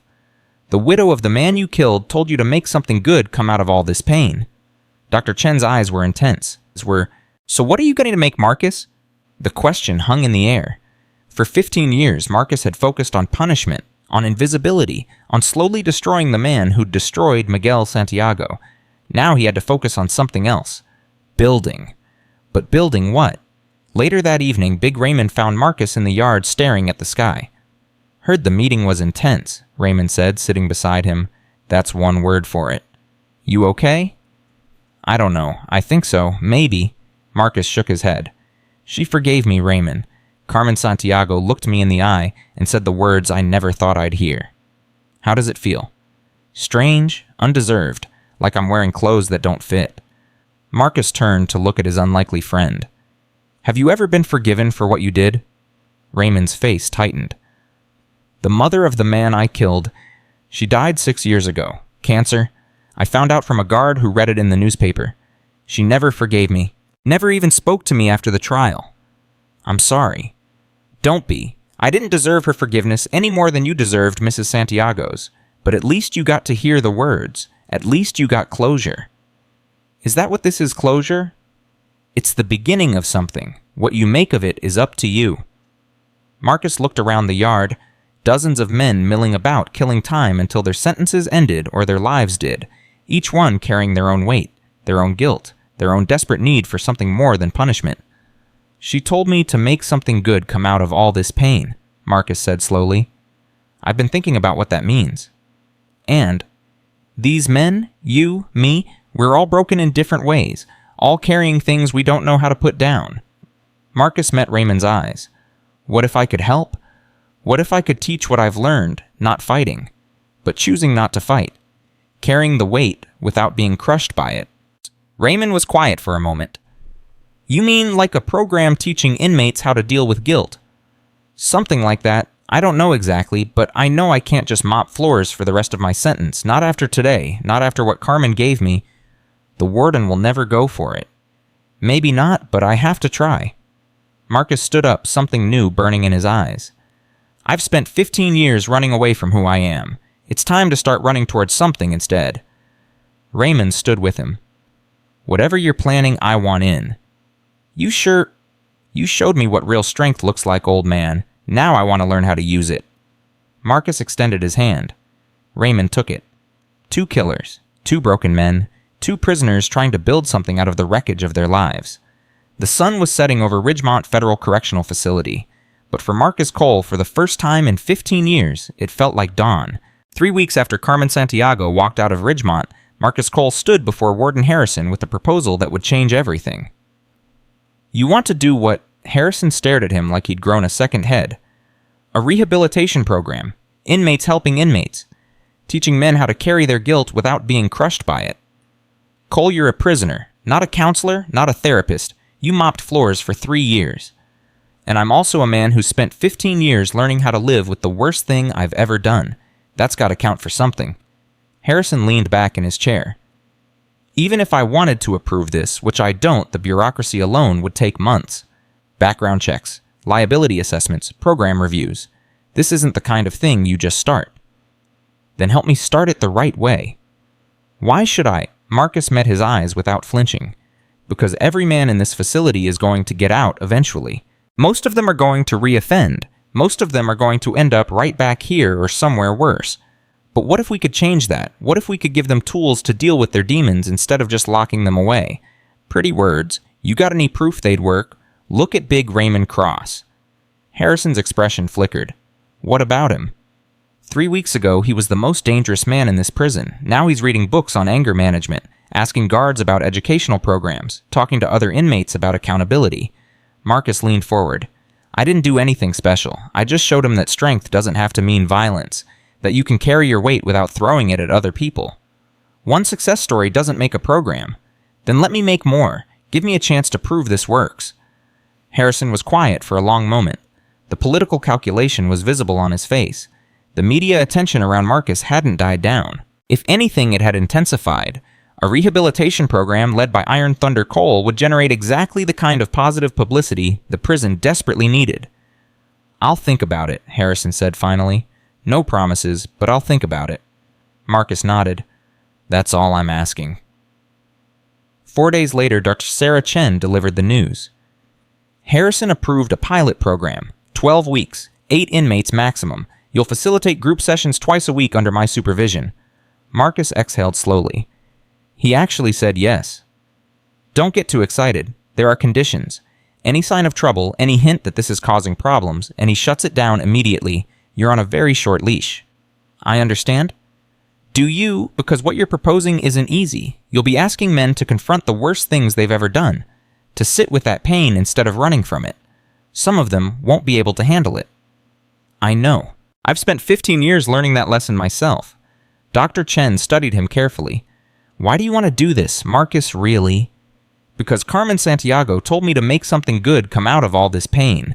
Because I can't spend the rest of my sentence mopping floors and pretending I'm invisible. Because maybe if I can help other men find what I've been searching for, it'll mean Miguel didn't die for nothing. That's a lot of weight to put on a prison program. It's all I've got.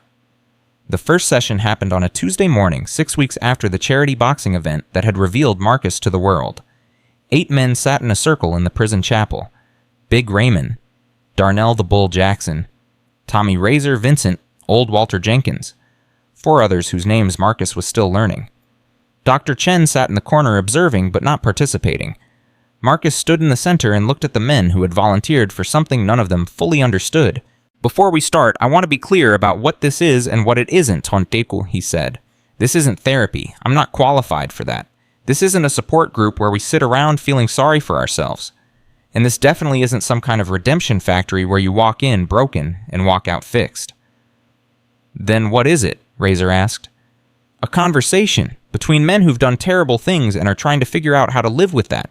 I'm not going to judge you. I'm not going to tell you how to feel. I'm just going to share what I've learned and hope some of it helps. Jenkins raised a weathered hand. And what exactly have you learned, Iron Thunder? That running doesn't work. That punishment alone doesn't heal anything. That the only way out is through. Marcus paused. And that carrying your weight alone is a lot harder than carrying it together. The bull shifted uncomfortably. This sounds like a lot of talking about feelings. I didn't sign up for that. Or what did you sign up for? I don't know. Something different. Something that might help me stop wanting to hurt people. Then you're in the right place, because that's exactly what we're going to work on. The session lasted 2 hours. Marcus shared his story, the full version, not the sanitized media account, but the raw, ugly truth of what had happened to Miguel Santiago and everything that came after. The drinking, the bar fights, the deliberate self-destruction, the 3 years of invisible penance at Ridgemont. When he finished, the room was silent. Then Raymond spoke. I killed a man too, beat him to death with my bare hands in a bar fight. He looked at my girlfriend wrong and I lost control. By the time I stopped hitting him, he wasn't recognizable anymore. The confession hung in the air. Heavy. Painful. True. How long ago? Marcus asked. 15 years, same as you. Have you ever talked about it?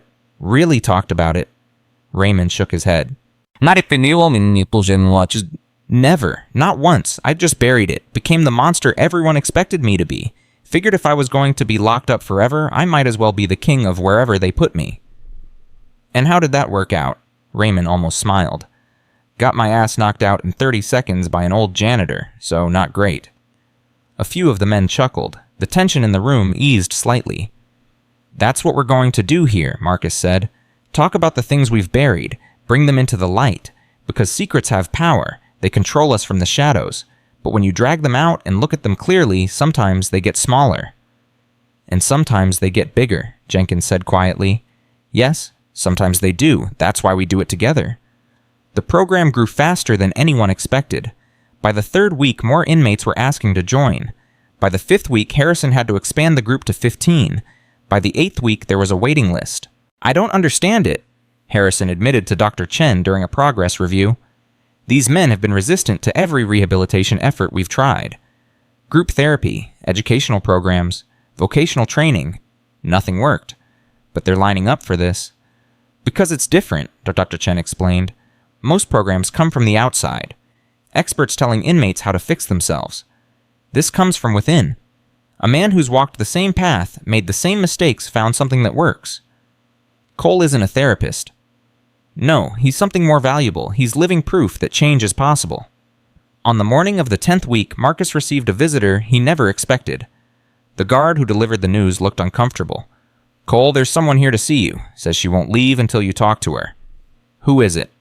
A woman, young, says her name is Maya Cole. Marcus's heart stopped. Maya? His daughter, the little girl he'd abandoned 15 years ago. The woman who'd grown up thinking her father was dead.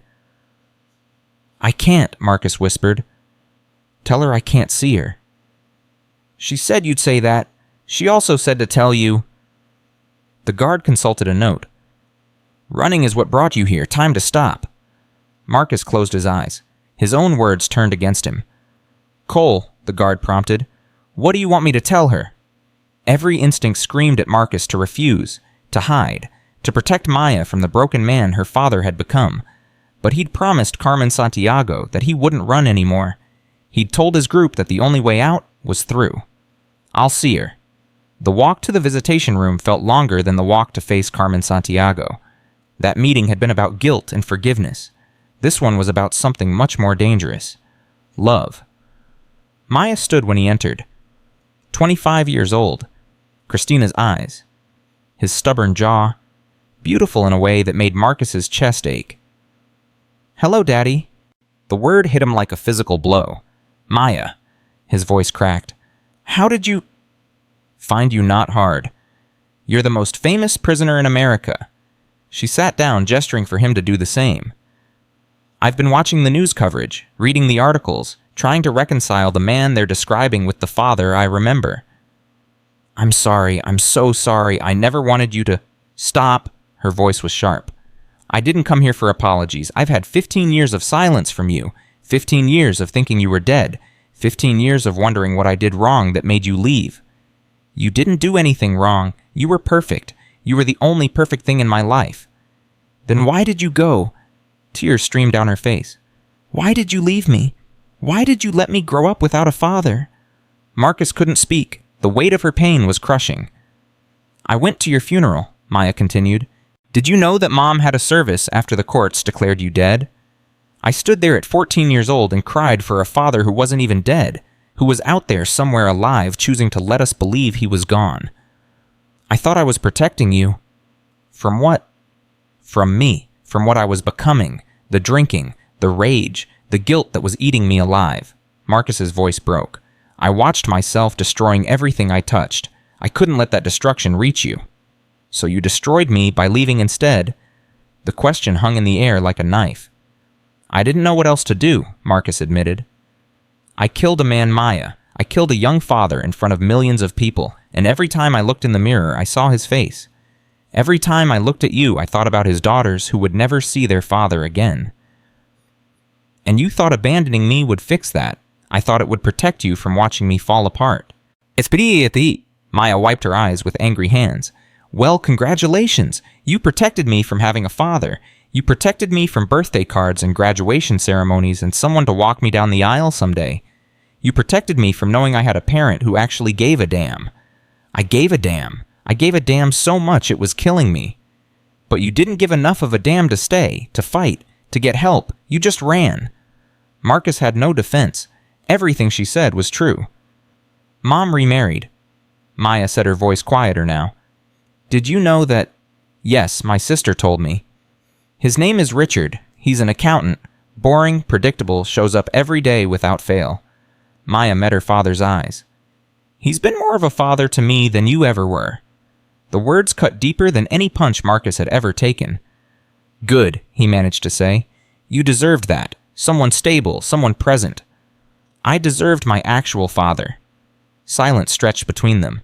15 years of distance compressed into a small room with glass between them. Why did you come? Marcus asked finally. If you hate me this much, why are you here? Maya was quiet for a long moment. When she spoke, her voice was different, softer. Because I'm a public defender. I spend every day fighting for people who've made terrible mistakes. People the world has written off as irredeemable. She took a shaky breath. And I kept asking myself, how can I believe in redemption for strangers when I can't even face my own father? You don't owe me anything. I know, this isn't about what I owe you. It's about what I need. Maya pressed her hand against the glass.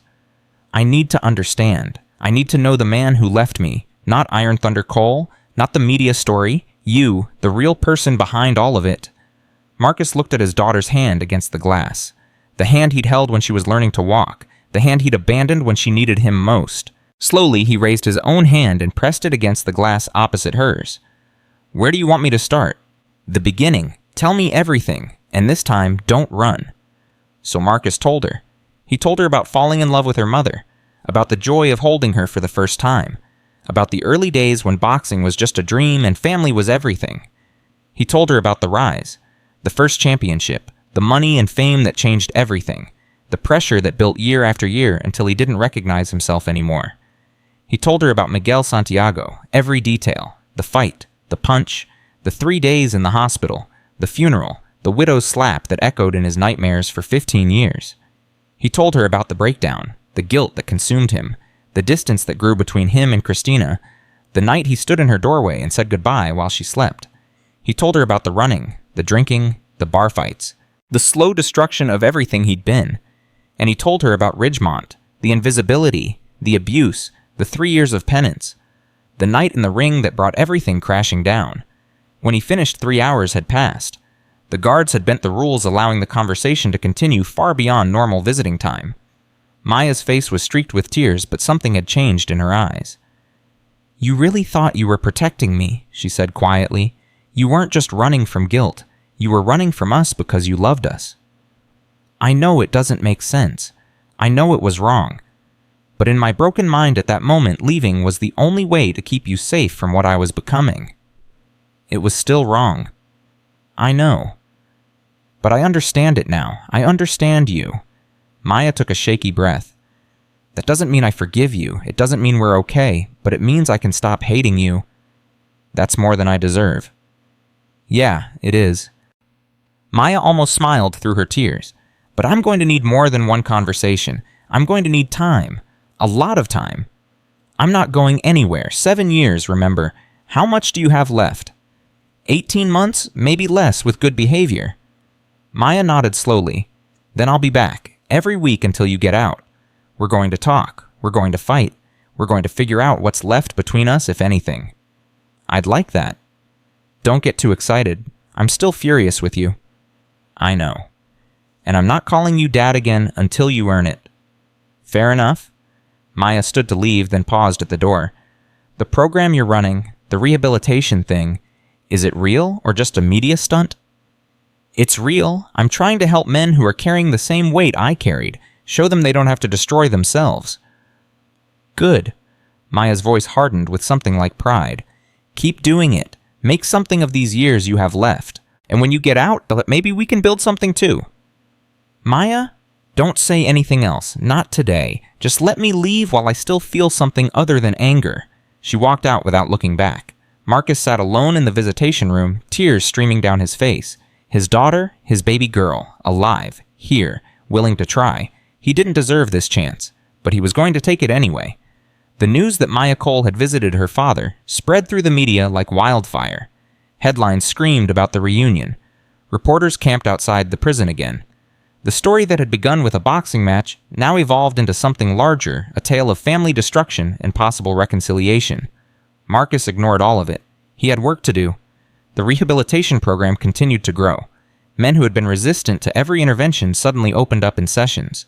Confessions poured out. Fights that used to happen daily became rare. The atmosphere in Ridgemont shifted in ways even the guards noticed. "I don't know what you're doing in those sessions," Officer Webb told Marcus one morning, "but keep doing it. This is the quietest the prison has been in years. We're just talking." Talking doesn't usually stop men from trying to kill each other. It does when they realize they're not alone, when they understand that everyone around them is carrying the same weight. Webb studied him carefully. "You've changed, Cole. From the ghost who mopped floors to whatever this is. What happened?" "I stopped running. Stopped pretending I could disappear from my own life. Started facing the things I'd been hiding from. And that works. Not always, not for everyone, but it's better than the alternative." On the 12th week of the program, something unexpected happened. Carmen Santiago returned to Ridgemont. This time she didn't come alone. Rosa and Lucia were with her, but so was someone else. A man Marcus had never seen before. Tall, handsome, wearing a suit that probably cost more than Marcus had earned in his entire 3 years as a janitor. "Mr. Cole." Carmen's voice was formal, but not cold. "This is Eduardo Reyes. He's a documentary filmmaker. He wants to tell your story." Marcus shook his head immediately. "I'm not interested in more media attention." "This isn't about attention," Eduardo said. "It's about impact. What you're doing here, the program you've created, could help prisons across the country, but only if people know about it." "I'm not a role model." "You're exactly a role model," Rosa cut in. "You're a man who destroyed his life and is trying to rebuild it. That's what these men need to see. Not perfection, progress." Marcus looked at Carmen. "You're okay with this, your husband's death being turned into a documentary. I'm more than okay with it. This was my idea." Carmen stepped forward. "When you asked me to forgive you, I told you to make something good come out of all this pain. You're doing that. Now it's time to share it with the world. The world already knows my story. They know the headlines, the boxing legend who disappeared, the janitor who knocked out 3 men. But they don't know the journey, the guilt, the redemption, the daily choice to be better than your worst moment." Carmen's eyes bore into his. Miguel's death was a tragedy, but if his death can save other lives, if it can show other men that they don't have to destroy themselves, then maybe it meant something. Marcus looked at Lucia, who had been quiet throughout the exchange. "You're the one who asked if I would still throw that punch," he said, "the one who isn't ready to forgive me." "I'm still not ready," Lucia admitted. "But I'm willing to try, and I think this documentary could help me understand. Could help a lot of people understand." Marcus closed his eyes.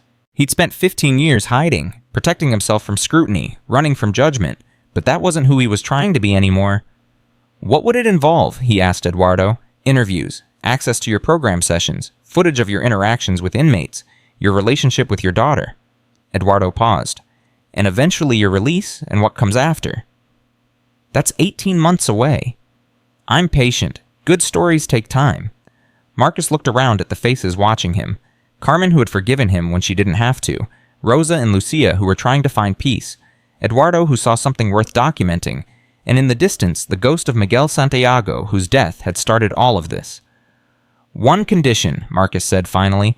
"This isn't about me being a hero. I'm not a hero. I'm a man who made a terrible mistake and spent 15 years paying for it.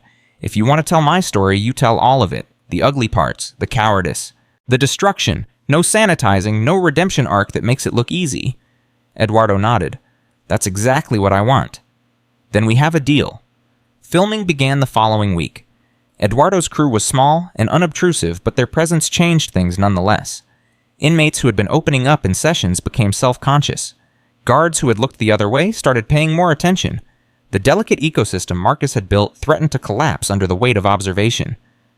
This isn't working, Raymond said after a particularly stilted session. Everyone's performing instead of being real. Give it time, they'll adjust. What if they don't? What if the cameras destroy everything we've built? Marcus didn't have an answer, but he had to believe that the truth was stronger than the fear of being watched. On the third week of filming, Maya returned for her regular visit. I hear you're making a movie, she said with a hint of amusement. A documentary. There's a difference. Is there? Seems like both are about putting your life on display for strangers to judge. I've been judged by strangers for 15 years. At least this time I get to tell my side. Maya studied him through the glass. You've changed. Even in the few weeks since I first came here, you seem more present, more solid. I'm trying. I know, I can see it. She paused.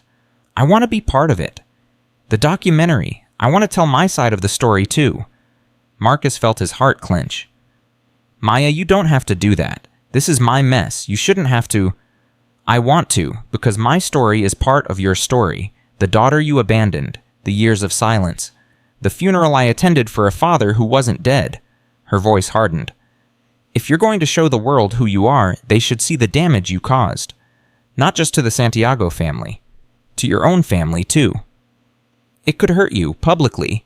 People will know you're the daughter of a killer, a coward, a man who ran away from everything he loved. Maya's jaw set with a determination that reminded Marcus painfully of himself. I'm a public defender. I stand up for people the world has written off. If I can't stand up for my own father, what does that say about me? It says you have boundaries, that you protect yourself. It says I'm a hypocrite, and I won't be that. Maya pressed her hand against the glass again. We're going to do this together. The documentary, the recovery, whatever comes next. You don't get to run from me again. Marcus felt tears threatening. I don't deserve you. No, you don't. But I'm stubborn like my father, and I've decided you're worth fighting for. She almost smiled. Even when you make it really, really hard. The documentary filming continued through spring and into summer. Eduardo captured everything. The group sessions where hardened criminals wept like children. The quiet moments when Marcus counseled inmates one-on-one. The weekly visits from Maya that slowly shifted from confrontation to conversation to something approaching connection. He filmed Carmen Santiago visiting the prison to observe a session standing in the back with tears streaming down her face as men confessed their sins and committed to change. He filmed Rosa and Lucia participating in a dialogue circle sharing what their father's death had meant to them listening as inmates shared their own stories of loss and guilt. He filmed Big Raymond Cross transformed from the prison's most feared man to its most unexpected counselor, using his own journey as proof that change was possible. And he filmed Marcus Cole day after day carrying the weight of everything he'd done while showing other men how to carry theirs. On a Wednesday afternoon in late August, 11 months into his rehabilitation program, Marcus received news that would change everything. Cole. Warden Harrison stood in the doorway of the chapel where Marcus was preparing for a session. His expression was unreadable. We need to talk. My office, now. Marcus followed his stomach tight with anxiety. Had something gone wrong? Was the program being shut down? Had someone complained about the documentary? Harrison closed the door behind them and sat behind his desk. He didn't speak immediately, just stared at Marcus with an expression that mixed frustration with something else. Something Marcus couldn't identify. Your parole hearing has been moved up, Harrison said finally. It's scheduled for 2 weeks from now. Marcus felt the floor shift beneath him. What I still have 7 months left on my sentence. The parole board reviewed your case in light of the rehabilitation work you've been doing. Combined with good behavior and the positive publicity you've generated for the prison system, they've decided to expedite your hearing. Positive publicity, that's not why I started the program. I know, that's probably why it worked. Harrison leaned forward. Here's the situation. If the parole board approves your release, you'll be out within a month. Your program will need a new facilitator. The documentary will need a new ending. Everything you've built here will have to survive without you. Marcus's mind raced. Freedom. The word felt foreign after years of accepting his confinement. He'd built his entire redemption around the structure of prison, the routine, the boundaries, the daily penance of existing within walls he couldn't escape. What would he be without those walls? What are my options? He asked. You can waive your right to the hearing, stay the full term, keep running your program from the inside. Harrison paused. Or you can face the board and take whatever they decide. Do you think they'll approve release? Based on what I've seen, probably. You've become a model of rehabilitation. You've helped more men in 11 months than our official programs helped in years. The board would be crazy to keep you locked up. But if I leave, what happens to the program? That depends on what you've built. If it's just about you, it dies the moment you walk out those gates. But if it's about something bigger, if you've actually changed these men, then it survives, grows, spreads. Marcus thought about Raymond, about Jenkins, about the dozens of men who had confessed their darkest moments in the chapel and found the strength to face another day. I need to think about this, he said. You have 2 weeks. Use them wisely. That night, Marcus lay in his cell and stared at the ceiling he'd been staring at for years. Freedom. Maya. The documentary. The Santiago family. A world that had moved on without him. And underneath all of it, the question that had haunted him for 15 years. Could Marcus Cole survive outside these walls, or would the man who'd killed Miguel Santiago destroy himself the moment he had the chance? The 2 weeks before the parole hearing passed in a blur of uncertainty and preparation. Marcus threw himself into the program with renewed intensity, knowing these might be his final sessions. Every word felt weighted with significance. Every conversation carried the gravity of goodbye. You're different, Raymond said after a particularly intense session. Something's changed. Parole hearing, 2 weeks. Raymond's face shifted. They're letting you out? Maybe. The board decides. But you could leave. After everything we've built here, you could just walk away. I'm not walking away. I'm moving forward. There's a difference. Feels the same from where I'm standing. Marcus understood the fear in Raymond's voice. For months, he'd been the anchor for men who had nothing else to hold on to. The idea of that anchor being removed threatened to capsize everything. Listen to me, Marcus said, gripping Raymond's shoulder. What we've built here isn't about me. It never was. It's about every man in that circle who found the courage to face himself. That doesn't disappear because I'm gone. But who leads it? Who keeps it together? You do. Raymond stepped back like he'd been slapped. Me? I'm the guy who used to throw food at you. I'm the monster who made your life hell for 3 years. You were that guy. Now you're something else. That's the whole point. Marcus met his eyes. You've done the work. You've faced your demons. You've helped other men face theirs. There's nobody better qualified to keep this going. I can't. I'm not. You're not what's smart enough, good enough, redeemed enough. Marcus's voice hardened. Stop telling yourself stories about who you can't be. That's what got both of us in here. Start telling stories about who you're becoming. Raymond was quiet for a long moment. When he spoke, his voice was thick with emotion. If I do this and I screw it up, I'll never forgive myself. Then don't screw it up. But even if you do, you try again. That's what redemption is. Not perfection. Persistence. The documentary crew captured the moment. Eduardo later said it was one of the most powerful scenes he'd ever filmed. Maya came for her visit 3 days before the hearing. You're scared, she said immediately. I can see it in your face. Terrified. Of the parole board. Of what comes after, if they say yes? Marcus leaned forward. For years, these walls have been my penance, my structure, my excuse for not facing the real world. What happens when they're gone? You build new walls, better ones you choose instead of ones forced on you. What if I fall apart out there? What if I go back to drinking, fighting, destroying everything I touch? Maya's expression softened for the first time since she'd started visiting. Then I'll be there to pick up the pieces. That's what family does. You barely know me. I abandoned you for 15 years. Which means we have 15 years of catching up to do. She pressed her hand against the glass. I'm not saying I've forgiven you. I'm not saying everything's okay. But I'm saying I want to try. I want to know who my father really is, not the ghost who left or the legend who disappeared. The actual man. And if the actual man disappoints you, then at least I'll know. At least I won't spend the rest of my life wondering. Marcus felt tears threatening. He'd spent so long protecting Maya from himself that he'd never considered she might want to face that challenge willingly. I don't deserve you, he said. You keep saying that. Maybe it's time to start earning what you think you don't deserve. The morning of the parole hearing, Marcus woke before dawn. He'd barely slept. Every time he closed his eyes, he saw Miguel Santiago's face, saw Carmen at the funeral, saw Maya as a 10-year-old girl sleeping peacefully while her father crept out of her life. Cole! Officer Webb stood at his cell door. It's time. Marcus followed him through corridors he'd mopped 1,000 times, past cells filled with men he'd counseled and comforted, past the chapel where broken souls had learned to speak their pain. Every step felt like leaving a piece of himself behind. The parole board consisted of 5 people, 3 men, 2 women, faces that held his future in their hands. Marcus Anthony Cole, the chairman began. You're here for early release consideration. Before we proceed, is there anything you'd like to say? Marcus had prepared a speech, hours of careful words designed to demonstrate remorse and rehabilitation. But looking at those 5 faces, he realized prepared words weren't what this moment needed. I killed a man, he said simply. 15 years ago, I threw a punch that ended a young father's life.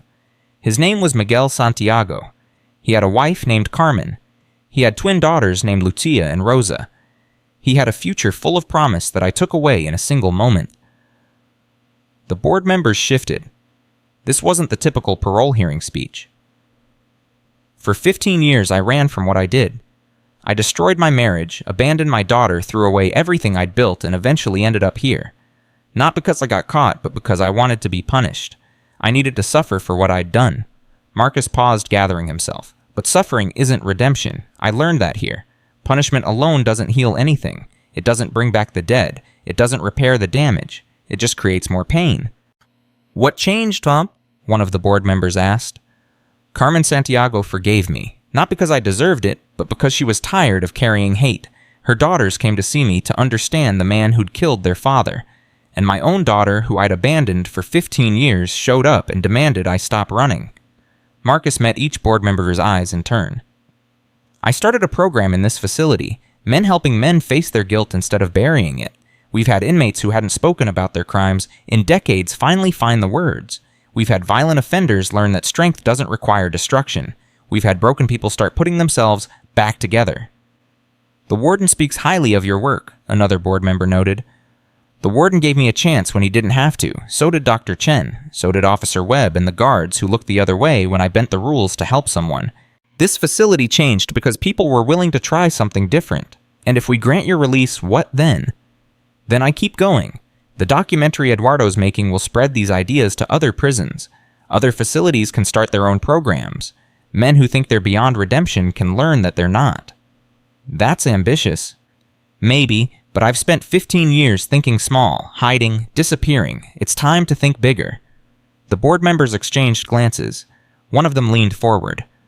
Mr. Cole, I've been doing this job for 20 years. I've heard every kind of speech. Remorse speeches, rehabilitation speeches, promise speeches.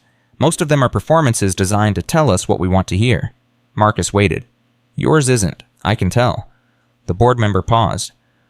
But I have to ask you something, and I need an honest answer. Ask. Do you actually believe you deserve freedom? After everything you did after Miguel Santiago died, because of you, do you believe you've earned the right to walk out of this facility? The question cut to the heart of everything Marcus had been wrestling with. No, he said quietly. I don't believe I deserve freedom. I don't think I'll ever deserve it. Miguel Santiago is dead because of me. Nothing I do will change that. The board members shifted uncomfortably. But I've learned that deserving isn't the point, Marcus continued. Carmen Santiago didn't forgive me because I deserved it. Maya didn't come back because I deserved it. The men in my program don't open up because they deserve healing. We do these things because they're necessary, because carrying our burdens alone will destroy us. He took a breath. I don't deserve freedom, but I'll try to earn it. Every day, for the rest of my life. And if you give me this chance, I won't waste it on self-destruction. I'll use it to help others find what I've been searching for, which is the courage to face yourself, the strength to carry your weight, and the hope that you can become better than your worst moment. The board deliberated for 45 minutes. Marcus waited in a holding room, staring at walls that might be his last prison walls or just another checkpoint on an endless journey. He'd said everything he could say, done everything he could do. The rest was out of his hands. When they called him back, he couldn't read their faces. The chairman spoke.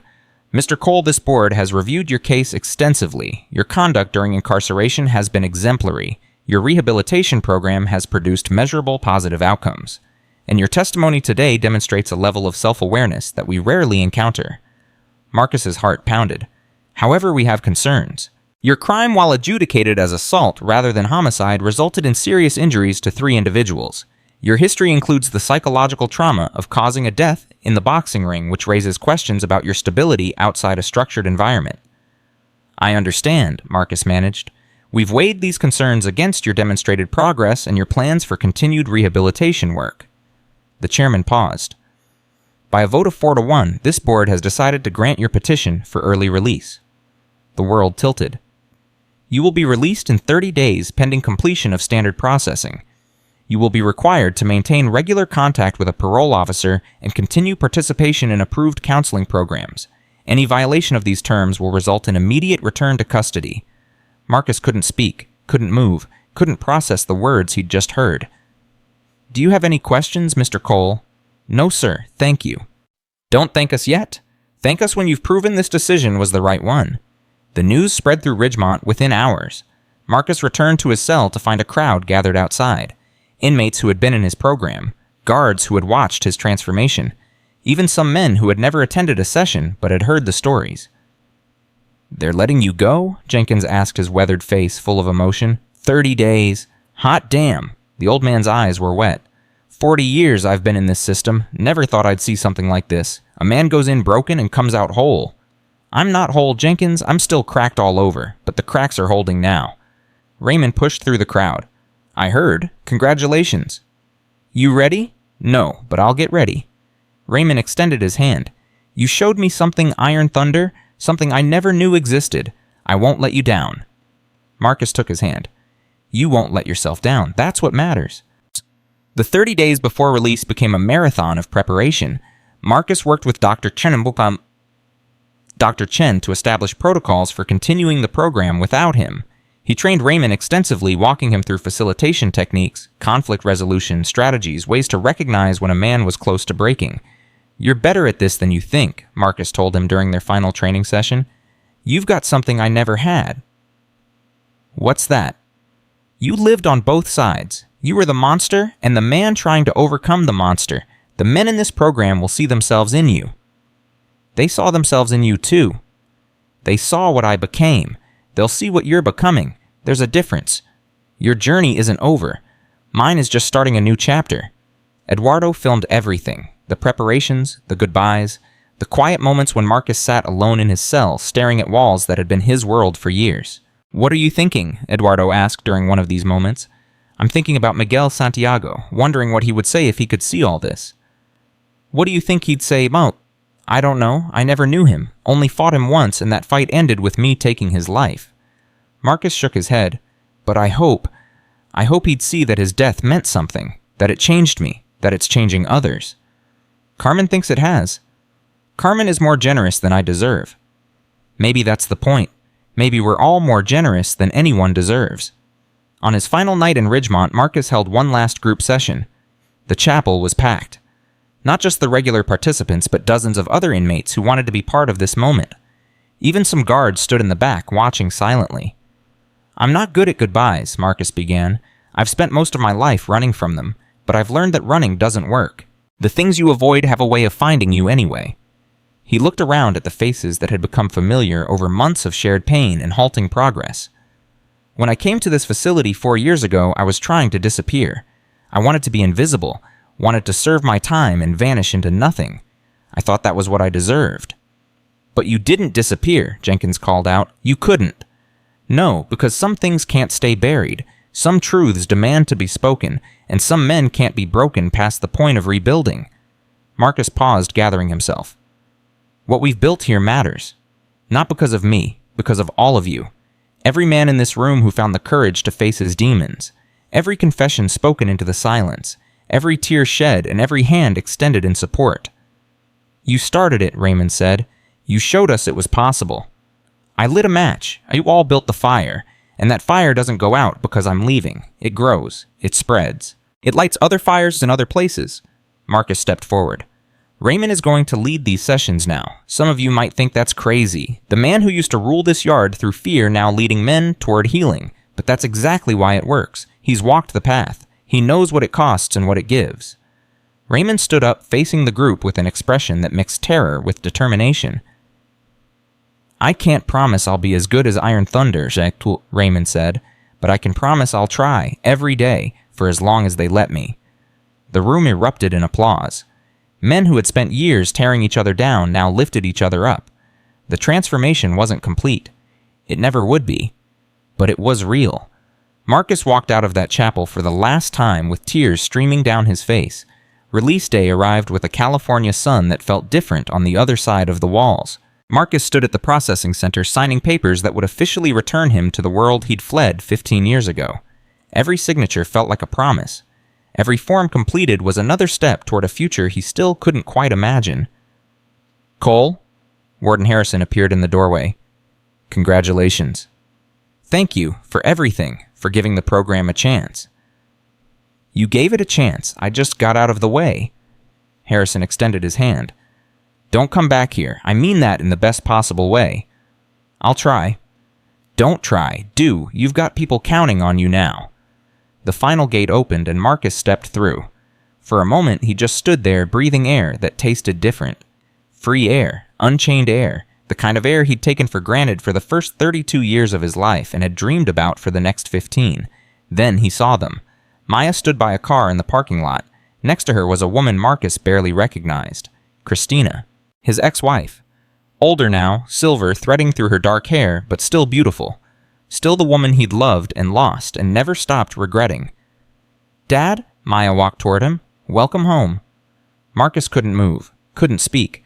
The weight of the moment pressed down on him like a physical force. Christina hung back, uncertain.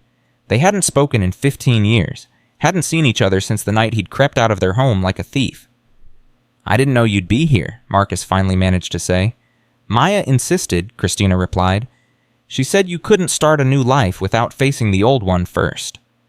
I'm sorry, I know that's not enough. I know nothing will ever be enough. No, it won't. Christina stepped forward. But I've spent 15 years being angry, 15 years wondering why I wasn't enough to make you stay, and I realized something. What? It was never about me, or Maya. It was about you. About what you couldn't face and couldn't carry and couldn't ask for help with. Her eyes were wet. I wish you'd let me in. I wish you'd trusted me enough to share your pain. So do I. Every day of my life, so do I. Christina reached out and touched his face. The first human contact from her in 15 years. Then don't make the same mistake again. Don't disappear. Don't run. Whatever comes next, face it with your family. I don't have a family anymore. I threw that away. Maya stepped between them. You have a daughter who's stubborn as hell and refuses to give up on you. You have an ex-wife who drove 3 hours to be here even though she's still furious. And you have 18 months of parole to prove you're worth the trouble we're about to go through. Marcus looked at both of them. The family he'd destroyed. The family that refused to stay destroyed. Where do we start? He asked. Maya smiled. How about breakfast? I hear they serve real eggs on the outside. 2 months after his release, Marcus stood in front of a different kind of audience. The California Department of Corrections had invited him to speak at a conference on prison rehabilitation. Wardens, psychologists, policymakers, and researchers filled the auditorium. Eduardo's documentary had premiered the week before to critical acclaim and was already generating interest from correctional facilities across the country. When I was Iron Thunder Cole, Marcus began, I thought strength meant never losing, never backing down, never showing weakness. I built an entire identity around that belief, and it nearly destroyed me. He looked out at the faces watching him. The man I killed, Miguel Santiago, he showed me something in our fight that I didn't understand until years later. In round 7, when he hurt me for the first time in my career, I felt fear. Real fear. And my response was to hit back harder. To destroy what scared me. That's what we teach men in this society. When you're afraid, attack. When you're hurt, hurt back. When you feel weak, prove you're strong. And we wonder why our prisons are full. Why violence cycles through generations. Why broken men break other men. But there's another way. I learned it in the most unlikely place. A prison cell, a mop bucket, a circle of men who had nothing left to lose and everything to gain by telling the truth about themselves. Marcus pulled out a photograph. Miguel Santiago smiling in his boxing gear, the last picture taken before their fight. This man died because of me. His daughters grew up without him. His wife spent years consumed by grief and rage. I carry that weight every single day, and I always will." He held up the photograph for the audience to see. But his death doesn't have to be meaningless. His sacrifice can light a path for other men, other families, other communities trapped in cycles of violence and pain. The program I started at Ridgemont is spreading. Other facilities are launching their own versions. Men who thought they were beyond redemption are learning that they're not. That's Miguel Santiago's legacy. Not the tragedy of his death, but the transformation that came from it. Marcus lowered the photograph. "I don't know if I deserve to be standing here. I don't know if anything I do will ever balance the scales for what I took from the world. But I know this every day I have left is a chance to try. Every breath is an opportunity to become better than my worst moment." That's what I want for every person in this room, for every inmate in every facility you oversee, for every man who's been told he's worthless, irredeemable, beyond saving. We're not. None of us are. We're just people who need someone to show us another way. After the speech, Carmen Santiago approached him. She'd been sitting in the front row. Rosa and Lucia flanked her along with Eduardo Maya, and to Marcus's surprise, Big Raymond Cross, who had been granted temporary release to attend the premiere of the documentary. "That was beautiful, Hecate," Carmen said. "Miguel would have been proud." "You think so?" "I know so. He believed in second chances. He believed people could change." She touched the photograph Marcus still held. "He would have forgiven you long before I did." "I'll spend the rest of my life trying to honor that." Rosa stepped forward. "We've been talking, as a family, about what comes next." "What do you mean? The program you started, the foundation work, you're going to need help." Rosa glanced at her sister. "We want to be part of it. Our father's name, our family's story. It should mean something." Marcus looked at Carmen uncertain. "Are you sure this is complicated? Your daughter's working with the man who killed their father." "That's exactly why it matters," Lucia said. "Redemption isn't clean. It's messy and painful and full of contradictions. If we can find a way forward together, maybe other families can too." Carmen nodded her approval. "We've spent 15 years as victims of what you did. It's time to become something else." "What? The partners. In building something Miguel would have been proud of." 1 year later, the Santiago Cole Foundation officially launched. Marcus stood at the podium of the press conference surrounded by faces that had seemed impossible a few years ago. Carmen Santiago to his left, his daughter Maya to his right, Rosa and Lucia behind him, Raymond released on parole himself in the front row with Jenkins, who had finally been granted compassionate release after 43 years behind bars. "This foundation exists because of tragedy," Marcus said. "A young man died, a family was destroyed, and the man responsible spent 15 years running from what he'd done. But it also exists because of something else: forgiveness, grace, the stubborn refusal of broken people to stay broken. We're launching programs in 30 correctional facilities across the country. Men and women who've made terrible mistakes will have the chance to face those mistakes and find a way forward. Families of victims will have opportunities to participate in healing circles, to find their own path through grief and rage. None of this erases what happened. Nothing ever will. But maybe, just maybe, we can turn tragedy into transformation, pain into purpose, death into something that feels a little bit like life." After the press conference, Marcus found a quiet moment alone. He pulled out the photograph he still carried everywhere. Miguel Santiago, forever young, forever frozen in that moment before everything changed. "I hope I'm doing this right," Marcus whispered to the image. "I hope this is what you would have wanted. I hope your daughters can be proud of what we're building, even if they'll never stop missing you." Choi. The photograph didn't answer. It never did. But somehow Marcus felt peace settling over him. Not the peace of forgetting or moving on, the peace of finally carrying his weight the right way. Maya found him there a few minutes later. "You okay?" "Yeah, just talking to an old friend." Maya looked at the photograph. "You know I used to hate that you kept his picture instead of ours. Felt like you cared more about your guilt than your family." "I'm sorry."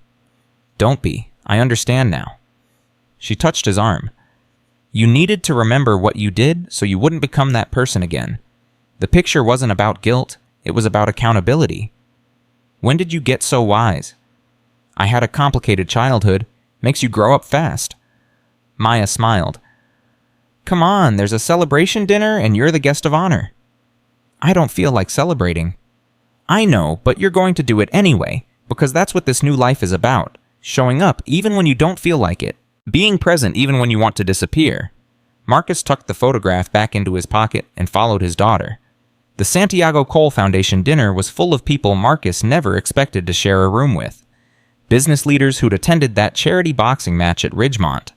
Politicians interested in criminal justice reform. Formerly incarcerated individuals who'd found new purpose through the programs Marcus had started.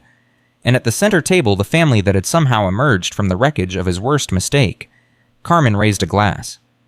To Miguel, who brought us all together in the most painful way possible. Everyone drank. Rosa raised her glass. To Marcus, who showed us that monsters can become men. Everyone drank again. Maya raised her glass. To second chances, and the courage to take them. Marcus lifted his own glass, but couldn't find words.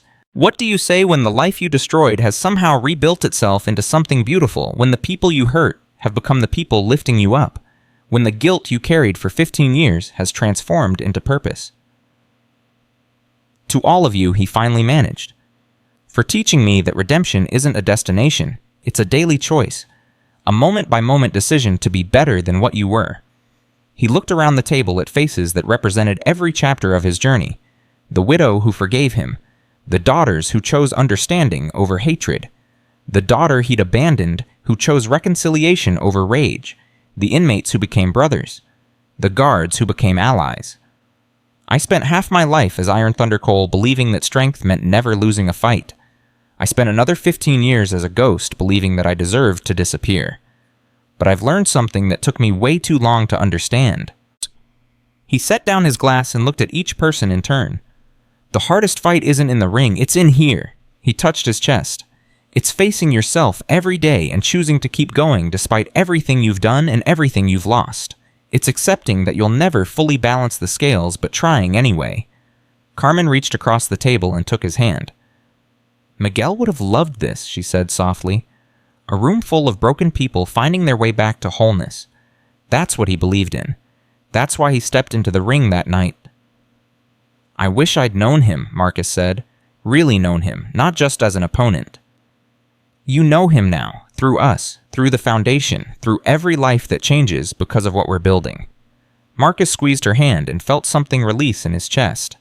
Not the guilt, that would never fully disappear, but the isolation, the belief that he had to carry this weight alone. He had a family now, complicated, imperfect, built from the ruins of tragedy, but real. Months turned into years. The foundation grew beyond anything Marcus had imagined. Programs spread to facilities in 43 states. The documentary won awards and sparked national conversations about rehabilitation versus punishment. Other foundations emerged inspired by the model Marcus and Carmen had created together. Raymond became a certified counselor and returned to Ridgemont as a paid consultant leading the program he'd inherited from Marcus. Jenkins spent his final years traveling to prisons across the country sharing his story of 43 years behind bars and the hope he'd found at the end. Maya left her job as a public defender to run the foundation's legal advocacy program. Christina remarried a year later to a man who understood that her complicated relationship with her ex-husband was part of who she was. Rosa and Lucia Santiago both became therapists specializing in working with families affected by violence. They called themselves Daughters of Tragedy and wore the title with pride. And Marcus Cole, the man who had killed Miguel Santiago and spent 15 years destroying himself over it, finally found what he'd been searching for all along. Not forgiveness, that had to be given by others. Not redemption, that was a journey, not a destination. Not peace, that came and went like waves on a shore. What he found was purpose, a reason to wake up every morning, a way to honor the life he'd taken by helping other lives flourish. On the 10th anniversary of the Foundation's launch, Marcus visited Miguel Santiago's grave for the first time. Carmen had offered to come with him, but he'd asked to go alone. This was between him and the man whose death had defined his existence. He knelt before the headstone and placed a single white rose against the marble. I don't know if you can hear me, Marcus said quietly. I don't know if there's anything after this life or if we just become dust in memory, but I need to say something I should have said a long time ago. He touched the engraved name with trembling fingers. Thank you for being brave enough to step in that ring with me, for fighting with everything you had, for giving me a gift I didn't understand until years later. Tears streamed down his face. You showed me what I was capable of, the terrible power I carried and didn't know how to control. And your death taught me what that power cost. what I had to become to make it mean something. Marcus stood slowly, his aging knees protesting. I'll never stop carrying you. Never stop thinking about your daughters and your wife and the life you should have had. But I promise you this, every person we help, every life that changes because of this foundation, that's your legacy. Not mine. Yours. He pressed his hand against the cold marble. Rest easy, Miguel. I'll keep fighting. Just not in the ring anymore. I'll fight for the things that matter. For redemption. For second chances. For every broken soul who needs to know they're not alone. Marcus turned and walked away from the grave. Behind him, the sun was setting over the cemetery. Ahead of him, Maya waited by the car ready to drive him home. He climbed in beside his daughter and looked at her face so much like her mother's, so much like his own stubborn determination. You okay? She asked. Yeah, I think I finally am. Good. Maya started the engine. Because we've got work to do. Marcus smiled for the first time in what felt like forever. The man who had been Iron Thunder Cole, who had killed Miguel Santiago, who had run and hidden and destroyed himself for 15 years, was finally ready to live. Not because he deserved it, because he had earned it one day at a time, one choice at a time, one act of service at a time. They called him the world's toughest fighter, but he had discovered that true toughness had nothing to do with fists. It was waking up each morning and choosing hope over despair, purpose over guilt, connection over isolation. It was carrying the weight of your worst moment without letting it crush you. It was believing that even the most broken person could find their way back to something like wholeness.